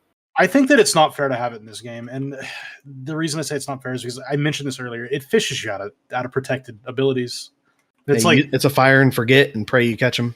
Yeah, and if you live, one of my friends lives in Canada who likes to bitch about his 130 ping, gets picked out of everything. Another one lives in Germany who gets picked out of all kinds of protections, and it's like these players dealing with this multi-tick garbage just don't get to play because they just get CC because there's nothing you can do about it. You don't live close enough to the servers. And I think that's stupid. I think you need to rebuild your game around not having multi-tick CC, which I thought they had done. I don't know why this has a multi-tick CC. It's like on 100%. I think 100% are some of the 100%, like BSR skills are some of the only things that remained for those. And lo and behold, the best class in the game happened to have it. Oh. I'm going to defend Weakling Hunt a little bit, the knockback on it, just because I think if you removed the CC, it fucks the smaller scale stuff a little bit more than the large scale. And whereas the forward guard actually makes it so if they're using it and there's a bunch of people around, they're likely to be hit from the sides or the back and get CC'd out of it. I'm curious, Rez, your thoughts on the Succ Zerker changes. Dead class for sure. I hope so. No, I am actually a little concerned that it might be slightly over nerfed, honestly, but I would rather it, like, with the state that the game has been in for too long now, honestly, I'm kind of like, sacrifices have to be made. Like, get the nerfs out, and then maybe we can, like, buff from there if we need to. I don't know, we'll have to see. I know people are going to give me shit for that, Zerker, Zemp, and all this, that, and the other, because, you know, I don't want the class to be dead, but, yeah, I don't know. Slightly concerned. I think they maybe nerfed. Not that they nerfed the wrong area. I was gonna say they nerfed the wrong area, but I don't think they did. They just went a little too hard in one specific area. I would have rather them kind of spread out the nerfs into a couple different areas rather than just specifically changing like 50% of their essays to forward guards. But Yeah. it's fine. I do think It it's needs to nice be that nerfed. they're punishable by smart play getting behind them. I think weakling hunt is the only thing I've seen. Even as someone that deals with Zerkers, like you don't want a class to be fully dead, and I think not giving a class some options, specifically with movement or something like that, makes it so it's unfun to play. But I mean, I do think the nerfs are definitely mandatory. Mostly directed at loads, but do you feel you found a counter to Succ Zerker on the 50-man Node Wars scale currently that is not just get more Succ Zerkers? Yeah, I have. You have? Yeah. Okay. You want to share that, or is that a Yeah, you wanna share with the class? Absolutely not. Okay. Like I said, that's why I don't think they're nearly as bad, and it's not really like a bias. It's mainly there are ways to deal with it, but it's still a very oppressive class. But, I assume it's your engaged style, right? So I don't know. All right. So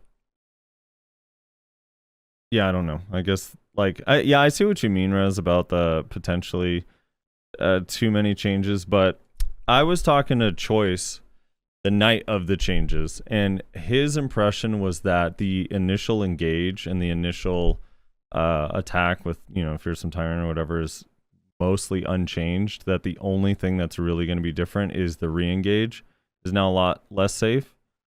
Well, and the disengage, right? Like I think Load said, they turn around and they run for the hills. Yeah, and I think they also messed with the timers on I can't think of the ability, shift space or whatever, the one they always use. It's like 2 seconds shorter or a second shorter, so it's going to mess with their rotation, where at some point they might just be standing still. Lava Piercer, yeah. So we'll see, but he also said he has to see and test it out.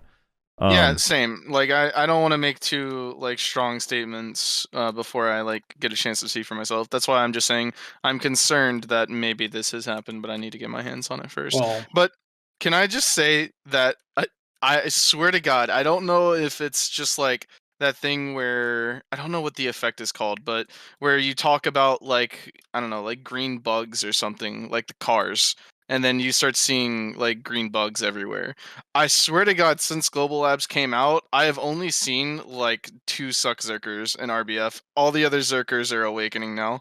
On God, I swear. They're practicing for the change, yeah. I swear to God, that's what they're doing, bro. They're already time to start practicing awakening. Frosty, I think that Choice is very much a Zerker player, like I am a Sork player, who, when brought to a patch like this, is going to look at it and go, I think I can adapt. And they'll tell themselves, hey, it's not as bad as everyone's going to say it is because I know more about the class. And, I mean, he's probably right because he knows more about the class. But I think the average player isn't Choice. And I think the average player is going to struggle. Yeah. On to Succ Kuno, the other king of Siege and Node Wars. Succ Kuno, Tenon Cutter, now costs 300 stamina. The distance of the teleport on the end of Tenon Cutter has been cut in half. The resource, they added a 200 stamina cost to Prime Dance Macabre, and Flash Slash got a 3-second increased cooldown and no longer recovers stamina while being used. Starting with you, Pax, your thoughts on the Succession Kuno changes? Oh man, geez, the class is a terror. We needed this change really bad. Because without it, these Succ Kunos, they were just running Node Wars. They were everywhere. These guilds were just 30 Succ Zerkers deep on 50 mans. Sorry, Succ Zerkers. That's how bad Zerker is, by the way. Succ Kunos. The only place I've ever seen Succ complain about is 1v1, and I don't really care. Like, cool, your 1v1s are hard because Succ was very evasive while doing a lot of damage. But this game doesn't have a balance for 1v1s. It never has. 1v1s aren't balanced. It's an MMO, guys. Classes are going to counter classes, and that's how things work. I don't know. Like, people, and Frosty, you'll say this, right? Because you don't want people playing your class, but like maybe tone it down a little bit, but you don't need to just go nuts on the class. Like, it is not that bad. I don't know. Loads, your thoughts? I mean, I think this class is pretty oppressive in small scale. I think it needed nerfs. I think the reason why it was really bad is because how quick of a distance it could cover, and it felt like it can always cover that distance. I mean, just looking at like the stamina cost, that's a lot of stamina cost. I think it makes it unfun to play when like high stamina costs, which is kind of what I touched on earlier. Like nerfing a class's mobility makes potentially killing classes. For me, I think if they wanted to do something to deal with their stamina or their movement, maybe up the stamina cost on Tendon Cutter and Not So Far Distance, and just the stamina recovery in Flash Slash. But the cooldown on top of a pretty hefty for Tendon Cutter is really big. And Dance itself, like Dance isn't really that bad. For me personally, I think I would have also liked to see the 100% nerfed, because 100% for Succ Kuno is for some reason doing almost as much damage as a Valkyrie 100%. Pretty close to, and it has like iframes, pseudo iframes in it. So I think I would have preferred something like that to be changed rather than completely gutting its movement. Maybe a little bit, but Now it's all we have, Loads, all right? I know. Wanna I take hate that it too. God damn. Rez, your thoughts? It definitely needed to be nerfed, man. It just, the movement on it was way too much. I don't know. Yeah, it's not a menace to society like Succession Berserker is, absolutely. But like let's say the amount of distance it could cover and the speed at which it could cover was just absolutely insane. I mean, people always complain about archers like killing you out of render distance, but like Kunos just appear behind you and like gat you down out of render distance because that's how fast they move. It's just like, what the fuck just happened? Was that a Kuno? It's Awakened Nova on steroids. Yeah, that's why people didn't like, or for some parts they don't like Nova, they didn't like Musa, they didn't like Succ Yeah, Zerker. exactly. The movement is just too quick for like Yeah. being able to always And, react to it. I think that area of effect makes an entirely different story, though. Yeah, but I'm just saying, as far as like that sort of play style where they can get on top of you and it feels like constantly, even if you use your mobility in return, they're still back on top of you instantly, it felt like. So yeah, and it's not fun, right? It's not fun whenever it wasn't fun whenever a Nova killed you like within 0.2 seconds of it being on your screen. It's not fun whenever a Kuno, like I think I told you, Frosty, just like a couple of weeks ago, I was in an RBF. I saw a Kuno literally max render range running the opposite direction from me. I'm like, well, I can't catch that Kuno because like I'm a fucking, I think I was playing Succession Sage at this time. I was like, no shot I'm catching that Kuno. I turn around and start going the other way towards where the fight is. Instantly she's on top of me and gats me in 1 second. I'm like, what the fuck, dude? It's just like that's ridiculous. So yeah, not Succ Zerker, not a menace to society, but definitely a problem nerf needed. Hopefully it's not over nerfed. I guess that's a question for you. I actually don't think that the engage that you guys are referring to is even changed a little bit at all. Like not even slightly. I think it's still going to be able to engage you from the same distance. It's still going to be able to teleport behind you. It's still just as fast. They didn't even slow nerf it again, down. Then. Nerf it again. All they changed is the persistence in which, like, how long they can do it. I'm okay with the stamina consumption added to Tendon, added to Dance, and even the lock on Flash Slash, all three of these things, and the teleport reduction on Tendon. The only thing that bothers me is the Flash Slash cooldown increase on top of this stuff. Because, well, one, obviously, like, before, one thing you would do with Flash Slash is it was one of your main ways to recover stamina pre-reworks because you could linger SA, and they removed that linger, which is fine. Not complaining about it. It was good with all the other changes because it was so nuts. But that linger is gone, and it's not back. And now to recover stamina, you do have to S block a lot, which again I'm okay with. I just think it's a bummer that they did all of it and increased the cooldown, and then separately and more importantly, it's just a straight up nerf to PvE. That kind of sucks without something kind of being swapped in its place. Like, it would be, I think, easier to stomach for most Kunos for the PvE nerf side of it if it was like, oh, okay, Flash Slash has a 3-second longer cooldown, but Prime Shackles is going to do more damage in PvE now, so that way it doesn't affect your trash. Yeah, I can see that kind of affecting just another aspect of gameplay. Yeah. Unintended. But I think the stamina changes are fine. Now, obviously, it's going to be it's going to go back to how it was kind of pre-rework, where a lot of Kunos have to S-block, and I think that's okay. I'm going to S-block Andy. I'm cool with it. I think some sort of punish for classes where it gives time for other classes thinking about how you use your abilities and movement is good for the game. So I'm all right with it. I'm a little bummed out about the cooldown, but the rest of it is totally fine. It's still going to be nuts in 1v1. Yeah, I don't think they need to, I don't think it's going to kill them because they still have damage. They didn't touch damage, they didn't do any of that, but it makes it so that maybe they just can't constantly be on top of you for what feels like permanently. Yeah, I also am curious because I do hear some people complain about the 100, and it's obviously a really, really, really good 100%, and they increased its damage during when they changed everyone's 100%. They increased it by like 9% or 9.4% from where it was pre-reworks.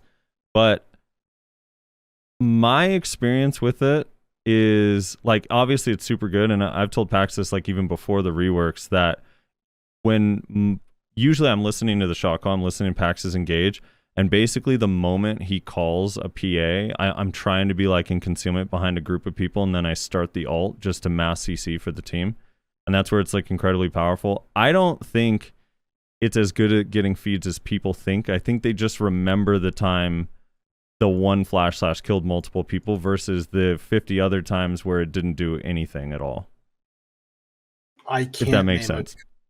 Who stands out? Yeah, like, so I was talking with another Kuno about this, and I was showing them feeds from myself and multiple different Kunos where, like, the Flash Slashes that they don't recognize happen is like when you get grabbed or just die inside of it, or you get slow debuffed and it happens way slower. Obviously you can get feeds, but there's also a ton of times where you don't. Majority of the time you're not really getting feeds. Maybe you'll kill 1 or 2 people, but I don't know. It's not as guaranteed. I don't mind if they nerf the damage on it. It's not that big a deal, but I just think the people that are playing it are using it in situations where realistically no class should be able to do it. Like, a lot of people, they try to go for the big feeds, right? They try to go for like 10 kills, but when they try to use it, instead of using it on, say, 3 or 4, where they're more likely than not to get at least 3 kills. Most people, they just kind of suck at awareness, understanding their class limits and how much damage in the game. They're like, wow, a stack of 20 players, I'm gonna kill them. When realistically, if they just waited till they split and it was like 4 or 5 players, they'd have a better chance, and they most likely just die instantly when they use it a big ball. I think it's just people not being aware. The 100% is very strong. Most people just use it for what they think is going to be a huge play when they're actually just going to die. Yeah. Like I said, I prefer it more for the CC, so I don't really care what ends up happening with the damage. I prefer it a lot more with, with like, along with your guild's engage, if you can time it, because if you can CC multiple people right before an engage, it can fuck a guild over. All right, Ninja just got PvE buffs, nothing too crazy. Dark Knight got some PvP changes. Dark Knight's Wheel of Fortune in succession. Prime Wheel of Fortune now has 50% critical hit chance in PvP. It used to be PvE only. They also moved the 10% block break mechanic from Prime Airstrike to Prime Wheel of Fortune. So Wheel of Fortune will apply the 10% guard break. And then they changed the way the hallucination trap works. So it still uses the flow to dusk, but you can now move 3 times after casting the ability. So you could go kind of back, forward, back, or back, forward, forward, or left, right, left. Your guys' thoughts on the Succ DK changes? It's low. Let's go ahead. Yeah, Loads, you go ahead and start. Boy, oh boy. I mean, for DK players, they're gonna love this. I used to play DK a long time ago, and I don't know. I think this class is already annoying to catch. Like the one weakness this class has is that when it does take damage, it's chipped out of the fight, right? Like either it takes a lot of damage and it has to sit out for a while because it has no real good ways of healing outside of its abilities in fight, which are terrible, so might as well not have them. So if you give it another high, this has high movement. Like it's not even a small like dash. It's actually high movement. Another iframe on an already hard to catch class. And they can use it in multiple different ways. It doesn't even have to be a way to dodge attacks. It can be used also to engage or whatever. Yeah. I don't know. I think DK is super annoying to fight against. And I know this is only succession based. If it was Awaken, then this would need to be nerfed ASAP. But just looking at it, I don't know. This looks like it has the potential to be oppressive because, I mean, iframe classes already can be oppressive. So giving an already heavy iframe class another iframe that's really solid, super low cooldown. Yeah, I don't know. This is dangerous territory for a flex class or a iframer class. I completely agree. And with the nerf to Kunos and the nerf to Sorks, where do you think those FOTM players are going to go? The ones who went Kuno Sork instead of Musa Zerker? And they also got the crit back Right on DK. Will. That which crit is a lot. Makes it dude. incredible. It's more damage for a class that does more too much damage that basically kills you when you get caught by it anyways. Now it's even worse with this iframe. Yeah, I don't know. This is and the block chip, scary. which is essentially damage, right? Like if you're going after a block, like it's only a 6-second cooldown. Prime Wheel of Fortune has a huge AoE, and now it's always going to break your guard whether you're blocking or not. Yeah, I don't know. This is like I said, this is dangerous territory for a class. Tell you this, Frosty Alky's already working on his. Not even joking. He tagged it last night. That's funny. Rez, you're feeling on the DK changes? I think Rez is AFK for a sec. Moving on to Mystic. Mystic's Dragonized effect. So the pet essentially damage that comes out of Sea Burial, Rising Dragon, and Wave Orb. All got PvP damage buffs. Decent amount actually, but nothing too crazy. It still requires shards to get those, so I don't think this will change much. Mystic needs some love. Let's just be honest. The class needs some love for Awakening. Mystic Succession, I think it's really good in its niche, but Awakening is pretty bad. It might be the strongest cannon class in the game right now. It is 100% the best. Yeah. Because I know my entire cannon team's playing Mystic. Like Succ Mystic? Yeah, Succ Mystic. You don't play Awaken. It's garbage. Who plays Awaken Mystic? Hey, Awaken Mystic is garbage. Froge is out there somewhere, right? Hashashin. So last week they got a bunch of PvE buffs, and this week they got some kind of interesting changes. So when you cast Prime Descent, so to preface this, Al's Breath, which is the tornado ability where they turn into the tornado and spawn 5 tornadoes, that deals damage 840 times 1, and it hits like 26 times. That, or 36 times, something like that. Now every time you cast Chosen Blade, as long as you don't cancel Chosen Blade, which is, it's an unprotected just damage dealing ability, as long as you don't cancel it, the end of it will spawn 3 tornadoes, which does the same damage as Al's Breath. And whenever you cast Prime Descent, as long as you don't cancel it early, will also spawn 3 tornadoes. So there's a massive PvE buff, but I do think it's actually going to have impact in PvP as well.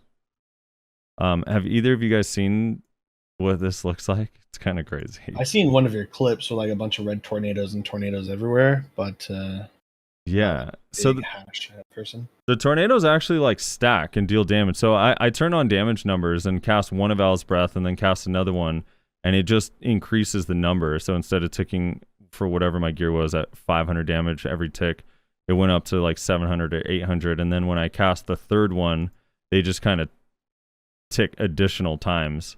So it's going to be if you're getting hit by these, like one of the things where I think it's going to be really impactful is if, I mean, I guess in the middle of a ball fight, but also just get 10 of them to hit a base. Yeah, if you're fighting on someone's base, And I didn't realize that pets only deal their damage one time to structures, so it's not that going to be that big on structures, but people that are stuck fighting inside of their base, it's going to be impactful. Like if you're trying to repair, trying to defend your base, and a hash spawns all these tornadoes on top of you, like the damage is real. Like it hits really hard.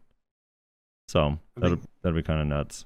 Yeah. It's kind of ironic that loads doesn't actually have much of an input here, just because I think all of the good hashes in the game, aside from the one or two we might have, and the one that Cho has, and depending on how good you think Fool is, I guess the one BR had. All the rest of them were in digital, but I just think the class needs love, and it like you don't want to play. There's no point to play hash right now when there's other better classes that might not feel the same like thematically, but they just perform and do the roles the class does. The class is too unprotected in a very high protection meta. Yeah, it does an incredible amount of damage still. It does. If you get caught, you're basically gray screen. Nova, their side dash, break orbit now is an iframe. Essentially works the same way as Ghost Step used to work pre-rework. So iframe into super armor now. Every 1 second, Insane.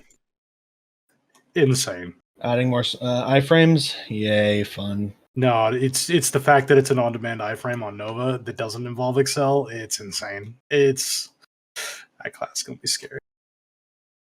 Yeah. I still think the class might be a bit too reliant on Excel, but I mean, this might give it some ability to fight outside of what's the window where you can get it, like a minute and a half or a minute 45 now. Yeah. So, yeah, I don't know if it's back, but this is a good change for the class being useful outside of that Excel. I will say this. Yeah, it's really Excel reliant. I think there's a bit of a Highlander thing going on between it and Musa, so it's got to be better than Musa for it to play. Yeah, because they're very similar in playstyle. Get in, get out, try to live, get a kill quick. Yeah. I mean, it's going to be huge for getting away, and especially if you are isolated, like being able to avoid grabs and stuff now. Grab avoid on demand iframe is actually very good, very powerful for these sort of classes. That's the reason I think it's insane, actually. Yeah, that's the thing that I've noticed since I started playing Succ Guardian is just how powerful having an instant on-demand iframe is. Because, like, previously I've played a bunch of, I played, Warrior, I played, Zerker, played Succession, Sage, bunch of classes that maybe have an iframe, but it's not like a, it's tied to, their movement that they're constantly spamming and shit, so you don't just, save it for situations. Having an instant iframe on Guardian with the fucking down C skill is so nice. It's so nice. It gets me out of so much shit. Yeah. As long as you're not slowed too much and it doesn't work. Oh yeah, no, I get desynced out of it. I'll get killed halfway through the animation, and it's wait, what? How? Or slow bug is what he was referring to. Yeah, slow bug. I don't know how it hasn't been fixed yet.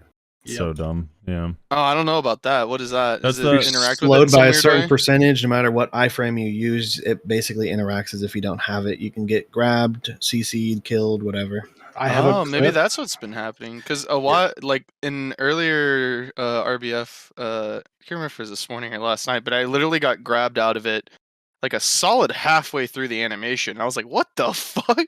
I just thought it was really bad slow desync. debuff on you. I think it's a certain threshold of slow that you have to reach. When this bug was discovered, Caliber and I were doing testing with it, and Nitro is seamless. There's no gap. You can Nitro spam, and you will not be touched unless you're slowed. Currently, we were able to make clips where Nitro got CC'd, which is just not a thing in the game. And the way this works, by the way, just quick reference, is when you are slowed, your animations extend. Because of print screening, PA decided to put a clause in the game's code that says that your protections do not extend when you lag or when you print screen, basically, or when you're slowed, apparently. So the the protection duration, specifically on iframe, does not get extended when you are slowed, and your animation does get extended when you are slowed. So what happens is your animation outlives your protection, and then you can be CC'd at the end of your animation. Yeah. It's I've gathered 15 or so clips and submitted this on the partner Discord. numerous times to no avail. They'll get to it Well, why eventually. haven't you gotten it fixed yet, Frosty? I don't know. Tell Jay that you need this fixed I immediately. always put a little note at the bottom that said prioritize Succ stamina first, though. So we're on track, you know? It's in the queue. Succ Sage. Prime Rift Chain, when used during cooldown, no longer has character collision. And Thank God. they can now pocket void gateways. Divio sent me a pretty cool clip. I'll send this to Rez as well. I'll play it here on stream. But so you can kind of see, and one of the interesting things about the way it works, I posted it in the Discord chat, but I mean, similar to any skill pocketing, the moment you pocket it, the cooldown is ticking down. So if you save it for a while, you can cast void gateways, and then you only have like 3-4 seconds left on the void gateway cooldown where you can like pop it up again. But if you look around the 20-second mark, you'll see him use either Shift F or Shift LMB. It's the same animation, so I don't know. I think it's Shift F, yeah, because he does the flow. Look how quickly he starts void gateways and then cancels it with Rift Chain. Like you only see the diamonds pop up for like a second, like not even a second, and he goes into it. So it's pretty cool, and then it releases like instantly. Yeah. I think it's a nice change that the class needed, specifically the one where the body. That was terrible. Have you talked to Dalen about it? That's not bad. I only saw him type a little bit about it, that he's pretty hyped about the change. The collision thing is huge because if you're playing, I mean, if you're playing around people or trying to like disguise yourself in a ball where you're like hard to track, I mean, you just run into your own team and kill yourself all the time. Yep, all the time. Yep. Dude, oh my God, that was one of the most frustrating things playing that class. I love the shift right click that you can now actually use it and move. Yeah. Before you would basically only use it when you popped your E-buff and you're really feeling yourself. Wait, is this cause to roll off caster loads? Yeah, only if I can hit people through fences. Yeah, you should be allowed to. It's crazy they don't let that happen. Yeah, so that's a pretty cool change. I still think it's too reliant on this E-buff super armor. I think it needs one more like somewhat protected damage. It doesn't even have to be CC. Yeah, Shift LMB. I know Zethian and Divios were talking about they wanted forward guard on void gateways. I'm assuming now that it works this way, they probably don't really care about that, and maybe forward guard on Shift LMB would make more sense. Yeah, less reliant on its E-buff with some sort of protection. I think it's pretty decent. Not the best, not the worst, but it's actually playable. Yeah, because it's not right now. That's garbage. Yeah, Succ Corsair got they changed the 100% in PvE on both specs, or no, on the 100% and the 200%. Nothing major for PvP, and then the C skills. This is more of a small skill thing, but their SC ability that is a forward guard into a slash that floats. If you use it after the side dash, the little rope swing, it'll instant cast the float, and then you can wave skedaddle right after. So it works like really, really similarly to Shadow Eruption or Shadow Ignition, when you kind of disguise it between iframes. Like it's super fast. So they gave it a really nice, like super fast catch that I think really mostly only impacts large scale. So just small scale makes the class feel better flowing together with some abilities. Yeah, exactly. And then the other C skill is just damage, so that it now flows better. So their combos might be a little bit better. It should help PV. But that's kind of it. Nothing really changed with Draconia. They changed the linking ability. I don't know if it's going to be that big a deal. But yeah, I expect, I know like Pax, you were saying, Steve was saying there's going to be more changes. I also suspect more changes, probably most of it being PvE. But I was actually going to ask if you knew, because Steve is saying it with enough confidence that it sounds like he has inside info. Yeah, well, I would be surprised if there's not more changes. Partly because, and maybe this is just Copium at its absolute max, but so for example, they buffed Succ Sorc PvE, which is fine and good, but it's already better, arguably better than Awakening, and now with these changes it's going to be much better than Awakening. They buffed Succ Musa PvE, which was already better than Awakened Musa PvE. and then they buffed, Corsair, Hash, Nova, PvE, and like Awaken Kuno hasn't been touched. And I think after these changes, if it doesn't get touched, will be definitively the worst PvE class in the game. So I'd be surprised if they don't do at least a few more changes. What is with them liking Succession and PvE? Well, I don't know. It kind of goes back and forth, right? Like sometimes Awakening, for a long time, Succ was way better and for everybody. And then Awakening got new skills and some buffs over the last year or so pre-reworks, and then reworks kind of made most of the Awakenings better. I don't know. It just kind of goes back and forth. Right now, which Awakenings are better? Nova for sure. Yeah, that's for sure. Corsair, although probably not. Like, it's very likely that Succ Corsair PvE is going to be better after the rework. I don't know, Loads, if you know on Caster, which one's better in PvE. Wizard, it's just Awakening is easier, so Yeah. it's not really better or worse. I think Awakening is just easier to play. Most people do it just because it's easier. Striker's kind of split because Isn't it depends on the spot, like single target isn't stuff. Awaken Sage better than Succession? Yeah, Awaken Sage is definitely better than Succ. Awakened Valkyrie is much better than... Oh, Valkyrie is another one. Like, Succ Valkyrie didn't get... Succ Valkyrie's PvE is also pitiful right now. And Valkyrie Awakening is much better. Maewa Succ is better. They're both decent. Tamer Succ is better. Zerker Succ is better. Yeah, there's... I guess it's kind of like flopping. Like, Warrior also Succ is better than Awakening, too. So it's kind of leaning a lot more Succ lately. Guardian Succ is better. Guardian... Archer, Awakening is better. Yeah, Archer. Yeah. Let's bring Archer into this. Yeah, What about Shy? Which one? I Is don't know. Succ or Dude. Awakening better? That they hate that class still. I'm telling you. Not in PvE. What about they Tamer? don't. What Can we the talk about hell? Tamer PvE? Tamer You mean sucks. horse PvE? Dude, Amortat sent me That that shit's clip. wild. After the nerfs, Amortat sent me that clip of Wuxi just fucking deleting him in like a we timed it out. We slowed it down and timed it. Wuxi kills him from he had 5,600 hit points left. He's 390 DP. He killed him from his horse in 1.1 seconds. Horse gameplay is so weird. Like Drac. Have you seen the Drac ones as well? Yes, dude. That is Drac is not crazy balanced. on a horse now. It's actually crazy. I just want to know where the wizard buffs are. That class is weak and it needs help desperately. It just doesn't do any damage. You know? Yeah, no damage. PvE sucks too, actually.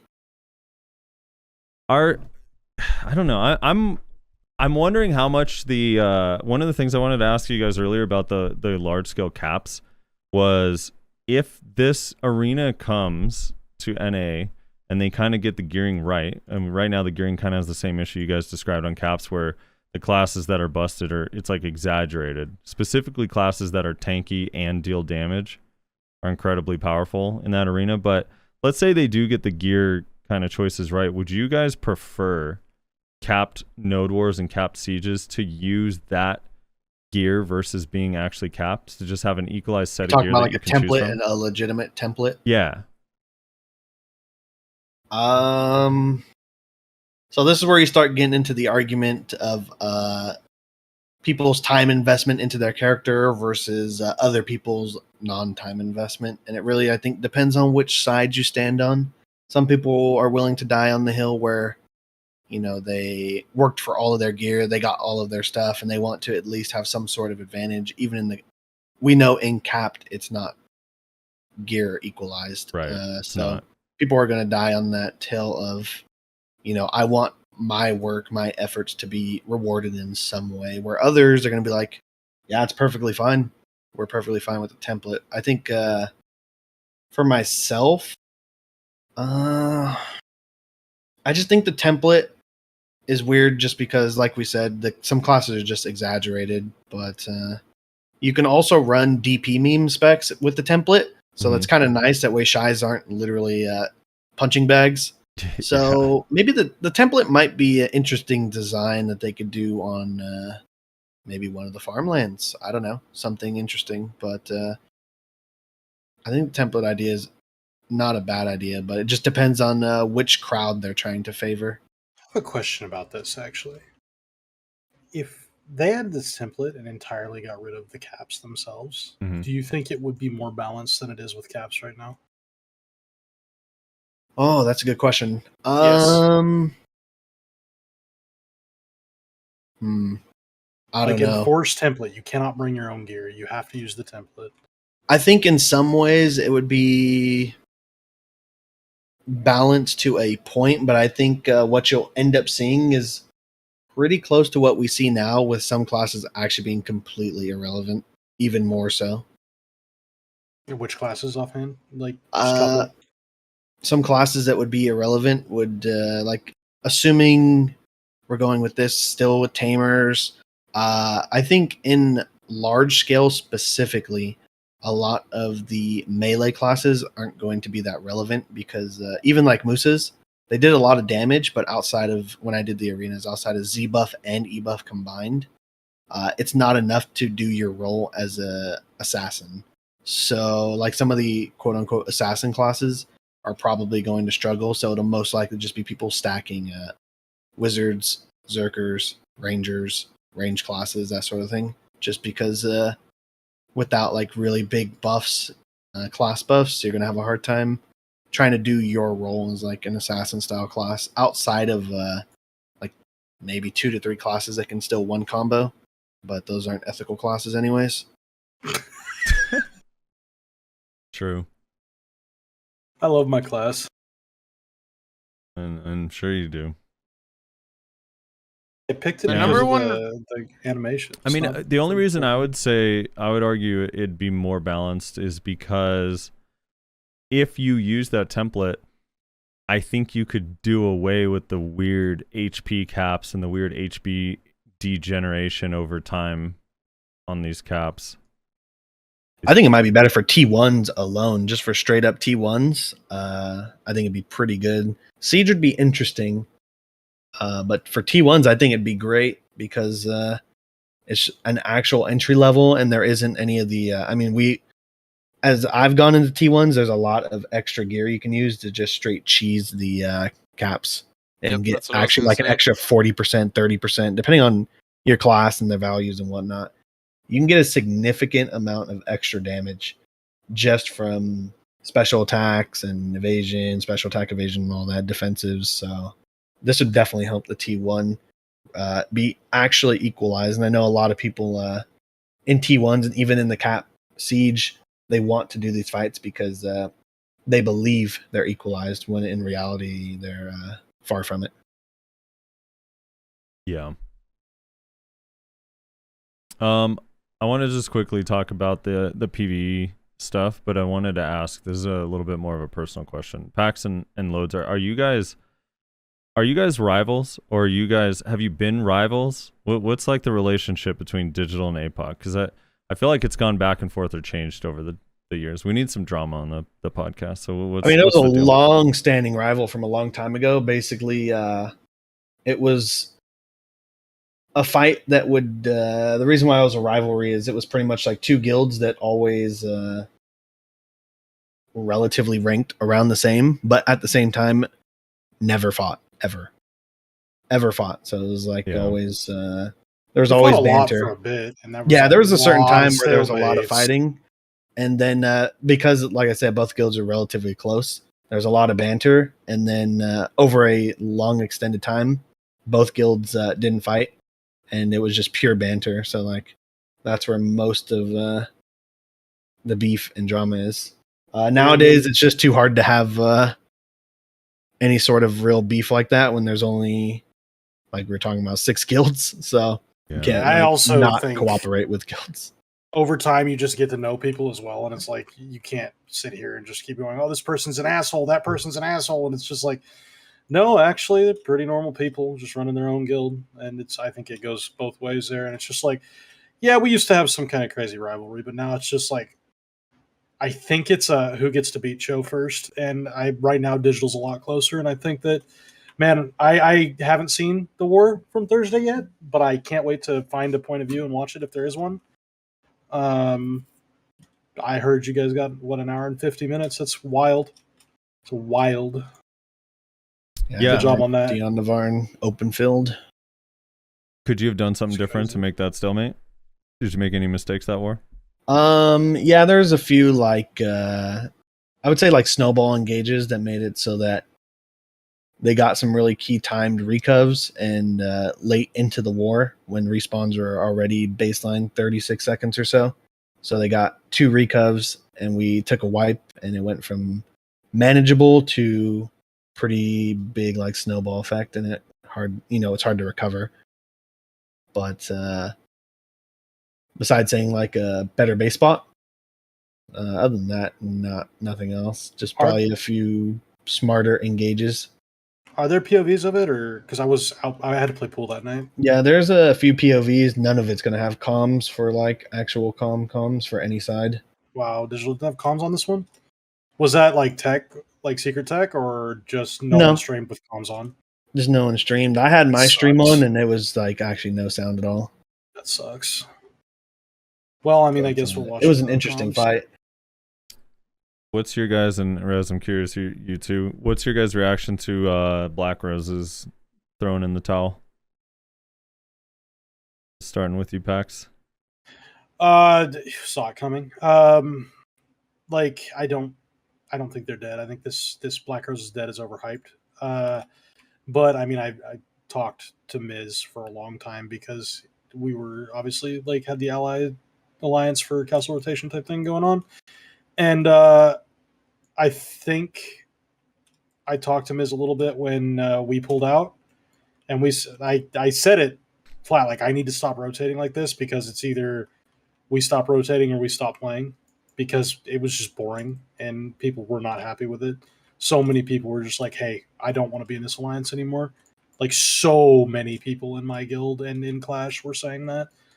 And when Miz would talk back about it, he basically just said like he didn't really want to care about the game anymore.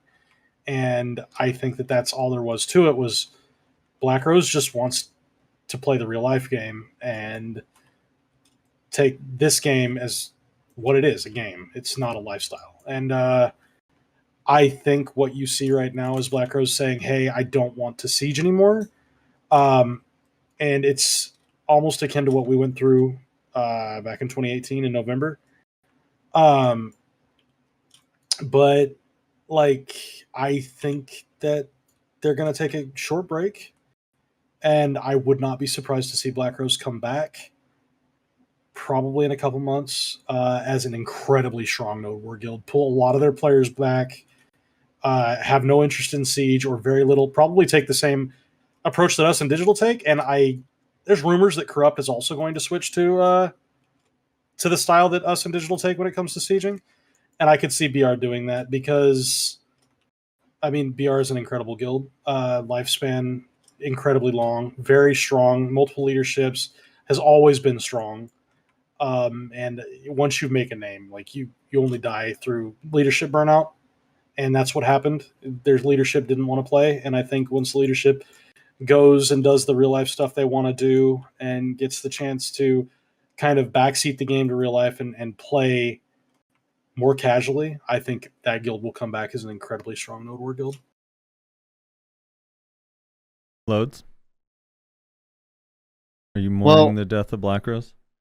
I mean, I kind of seen them taking a back foot when I seen obviously the APOC kind of pulling out from that alliance, just because it kind of left a void in strength for their alliance. So I didn't really see them dying, but definitely doing what they were doing before, where they're just kind of taking a back seat and not like really worrying that much about Node Wars or Siege really in general. So kind of like a guild, but not actively pushing much. As far as losing a guild, I mean, it's never good for BDO, especially an established guild. Regardless of like how much weird drama or beef or ego was in the alliance versus alliance thing, I'm sure one side is happy that they can claim their win, but at the end of the day, it's never good for guilds to die, regardless of how much guild drama or beef. I mean, it's a long-standing guild, and it's hard to replace leadership in guilds in general. It's a role that nobody really wants to do, but somebody has to do sort of thing. So definitely sucks to lose a guild. Yeah. I may be misquoting here, but I think Skiz went on record saying it was kind of a bittersweet victory because it's like, yeah, they win. Yeah, Black Rose goes down. But it's like, and then there were 6. And now they lose their content. Digital doesn't really seem to care about Siege. We don't really care necessarily. Like, it's a content thing. It's like, hey, if the content's there, we'll do it. But if it's not, who cares? And with Corrupt having no real guilds to work with there, it's going to be the same way. Barcode is probably going to get dropped just because there's no need to have 3 guilds when there's no one to contest you. I'm just hoping the alliance dies. In general, alliances in general die. It's a boring mechanic, like a boring player-made mechanic. I mean, when the new Siege system came out, I said the Siege system dies as soon as rotating starts happening, and we had to go into a rotation because we couldn't get anything done by ourselves at that point. And then rotating started happening on 2 regions, and then Siege basically died in its entirety. And then we kind of made an agreement with Vertex to only send a guild off into the other region and not ever cap in that region so that the little guilds had a place to fight. And then we pulled out. It was a fairly well-known incident where we just said, hey, we shouldn't be here. This is stupid. Let the small guilds fight. And now that the rotations have stopped, there was a full-on only mid-tier guild fight in Calpheon last week. And it was wild. I don't know if it was good. I don't know if it was bad. Wasn't around. I know it went a long time, and I know that in Oblivion in particular, there's a lot of content. Yeah, there were about 1,000 kills on about 5 players. So yeah. That's a thing. So I don't know if it's good or if it's bad, but I think I completely agree. Alliance rotating kills Siege, and we need to stop. I think that guilds should get Zerged off castles and kills competition. That's all it does. Yep. With stalemates granting a victor at this point in time, I don't think that there's any reason to hold an alliance other than ego. Rez, you sad about Black Rose? I don't know. I don't know the inner workings of Black Rose. Obviously, I'm just some gearlet and some gearlet guild, but I doubt they're gone for good. I don't know. It's hard for BDO players to leave. We're all held hostage by this dog shit game. So captive audience. All the players are gonna go to like various guilds, or they're just gonna like vibe in the corpse of Black Rose, and then give it like 8 months, and then somebody's gonna be like, hey, what if we like get some of the boys back together for the good old days? And then everyone's gonna catch wind of it. All the old Black Rose people are gonna rejoin. They're gonna start node warring. They're gonna get strong, just like Pac said. I think Digital's already got a few, and I know Cho's already got a few as well. Are we all? Quite a few of them have spread out just everywhere already. I was saying BDO is like a minor league. There's a sports reference for you nerds. The BDO is like a minor league farm system. Like we're all just kind of growing players and gearing them up so we could send them to Cho eventually. Yeah, I'm gonna be honest. I think if you're a player that joins Cho, you're not looking for competition. It's kind of boring to join the number 1 guild. I think if you're on a wait list for the number 1 guild, I hate to say it, but you're kind of a loser. I agree, dude. I think I'd rather join number 2 and number 3 and try to push to be number 1 that you actually worked for than joining the already established number 1. But that's just me. Yeah, we've also talked about that before, so like I already knew his stance there, but I completely agree with that. Hell, even Vertex, if Vertex goes rogue, I think Vertex is quite a ways up there. They're very, very strong right now. And honestly, like, I think the game should be a race to beat Cho 1v1 on a 50, not whatever the hell people are focused on right now, because capping regions and getting money is cool, but what the hell's the point of it if you're not trying to take down number 1? I agree. If you're not pushing for number 1, what's your point of playing if you're like, quote unquote, strong competitive node war guild? It's like, we may have been rivals and whatever, like trying to beat each other for a long time or not fighting and bantering back and forth, but I'm completely in Digital's corner when it comes to the Digital versus Cho, and I'd hope to see them in mine when it's APOC versus Cho. So, you think I'd actually love to see that 1v1. I'd just like to see everybody try their best at obviously toppling the number 1. I think it's fun that way. We want to. We're at, like, we actually do want to 1v1 show, but I need to wait a couple weeks because quite a few of my players are on a real life thing right now, just busy, either busy with, like, I know finals week was this last week, and just stuff that they're doing. I have key players moving and just stuff like that right now. And Is it also, true you guys are gathering a fleet of AP Shies? they're not AP. And We're all rolling a Succ DK. We're practicing. Oh no. Yeah. More purple classes in APOC. Very fun. I also think with the Succ Zerker nerfs announced, like, that'll be the time to go for us because we don't have them. So obviously, like, advantages where you can get them. Yeah, it won't really affect you guys. You think that alliance ever falls apart? The last two, the Vertex and Cho alliance, or is that just for the rest of this game? I think they're too friendly with each other. I think they're really friendly, and I could be wrong, but it seems like Vertex is very content with where they're at. As far as, like, I would like to see them press Cho. Like, not necessarily, they don't have to be enemies. Like, at the end of the day, like, this is a video game, right? Like, you don't need to like have seething hatred for an enemy guild or whatever it is, but just for them to want to press for number one would be nice. I think at some point they probably will. So I just think alliances are dead once there is no actual other enemy alliance. So, on a side note here, the 10v10 GVG content that is starting up, I heard you guys were doing really well against Cho in your matchup. We haven't gotten into one yet because we haven't been able to sit down and get our roster and tell them what they're doing. But I heard you guys did really well in that. At the start, yeah. And then people started getting tired and they left, and people started getting frustrated because we were doing it on Arsha. So, people got in the way. Yeah, but we did 20v20. We just kind of, they threw their guys together and we threw, like, it was like super last minute. So it actually took us like 45 minutes just to get players. So it wasn't like anybody was really making a roster, sort of say. But I mean, it's yet again another thing that players themselves had to set up for content in the game. And all the devs would have to do is make it so that players can do that content, but within the game, and it would be fun. I'll tell you this, the other night, Wednesday night, I think, I was carrying a sheep around all day and people were thinking I had lost my mind. But I was testing the mechanics on a sheep as far as flags go for capture the flag. And I talked with Skiz with it a bit, and we ran a little 6v6 between Noto and Clash to just test it.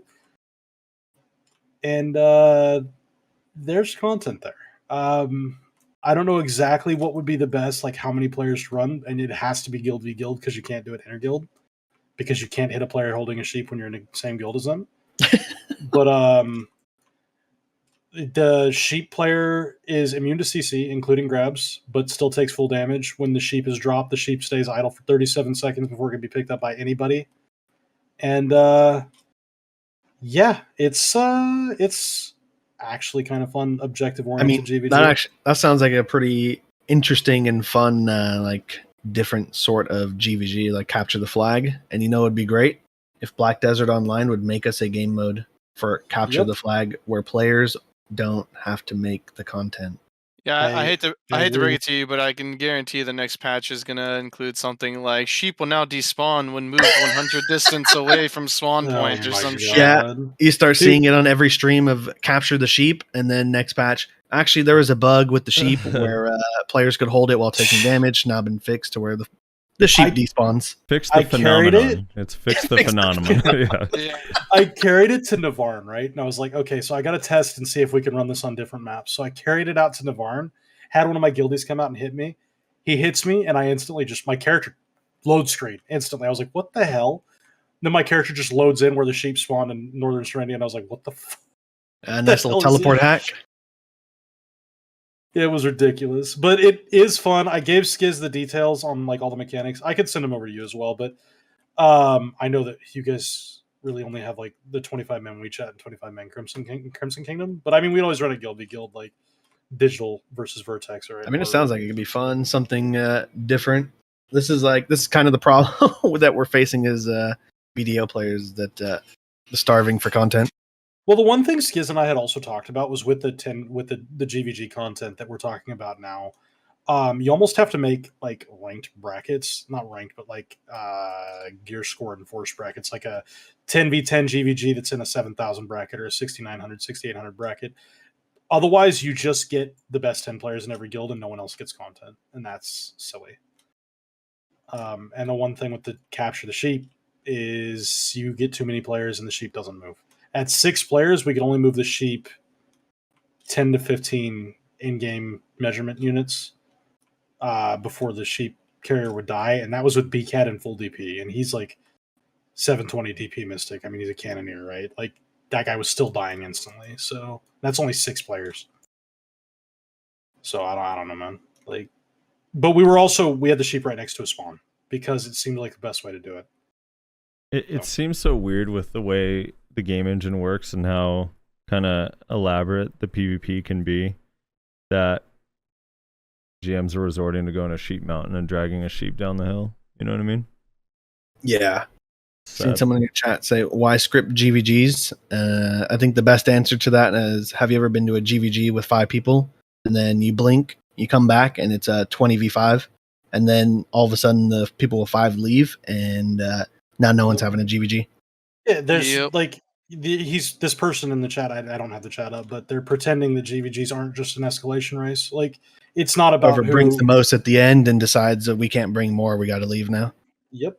But it's actually a victory if your guild doesn't bring the most because you get to say you got zerged. You got zerged? Absolutely. Yeah. I posted the map. They zerged us. They wouldn't have beat us if they didn't zerg us. That's right.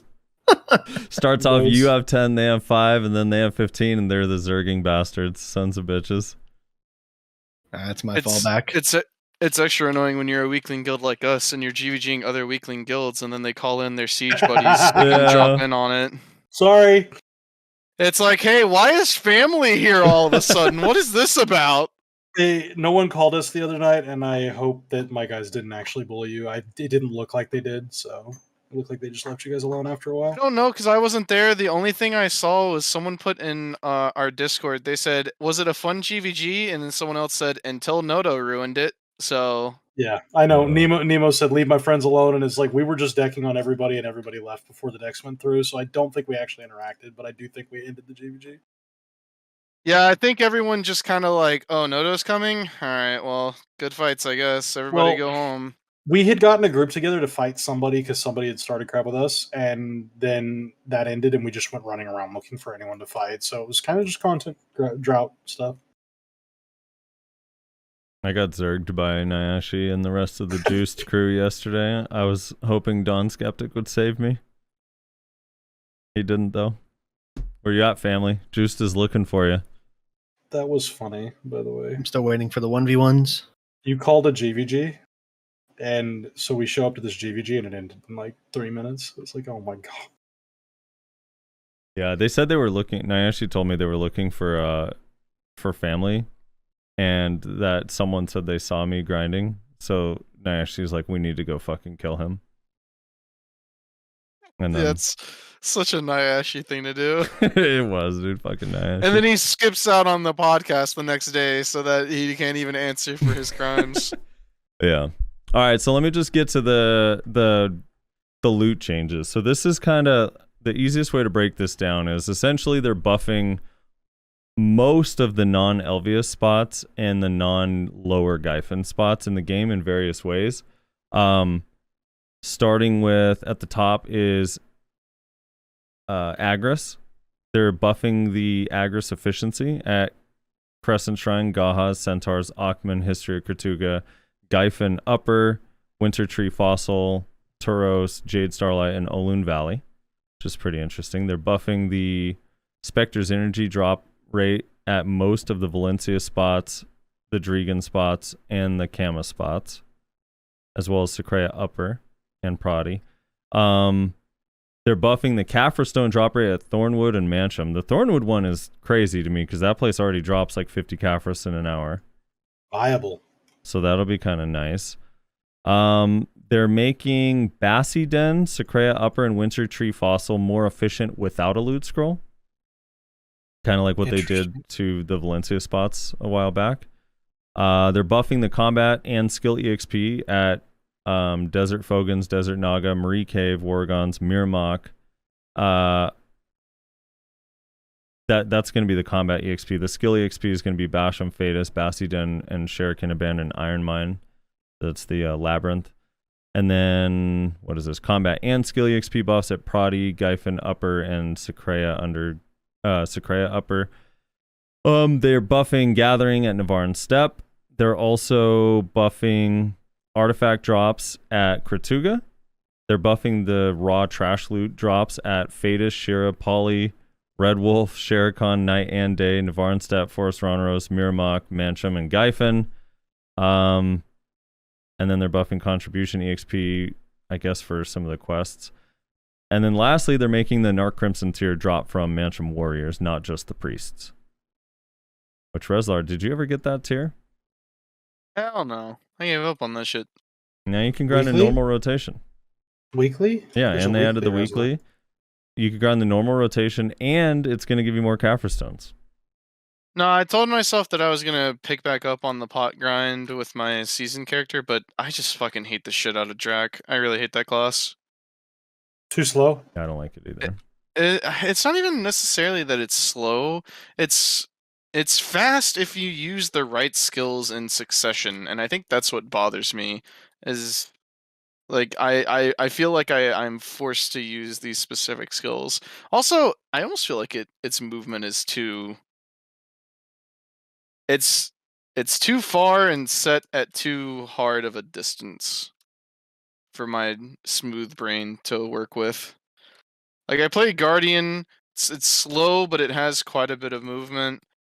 You know, it's all small steps for the most part, wide turns. Smooth brain can handle that. Smooth brain can't handle instantly being 50 distance in the opposite direction. Confuses me. Yeah, I just don't like it because it feels like your 3 Ion skills are awesome, and then the rest just feel kind of lame. Kind of like how Nova with Excel feels like crack mode, and then it doesn't feel playable beyond that. Well, not particularly strong.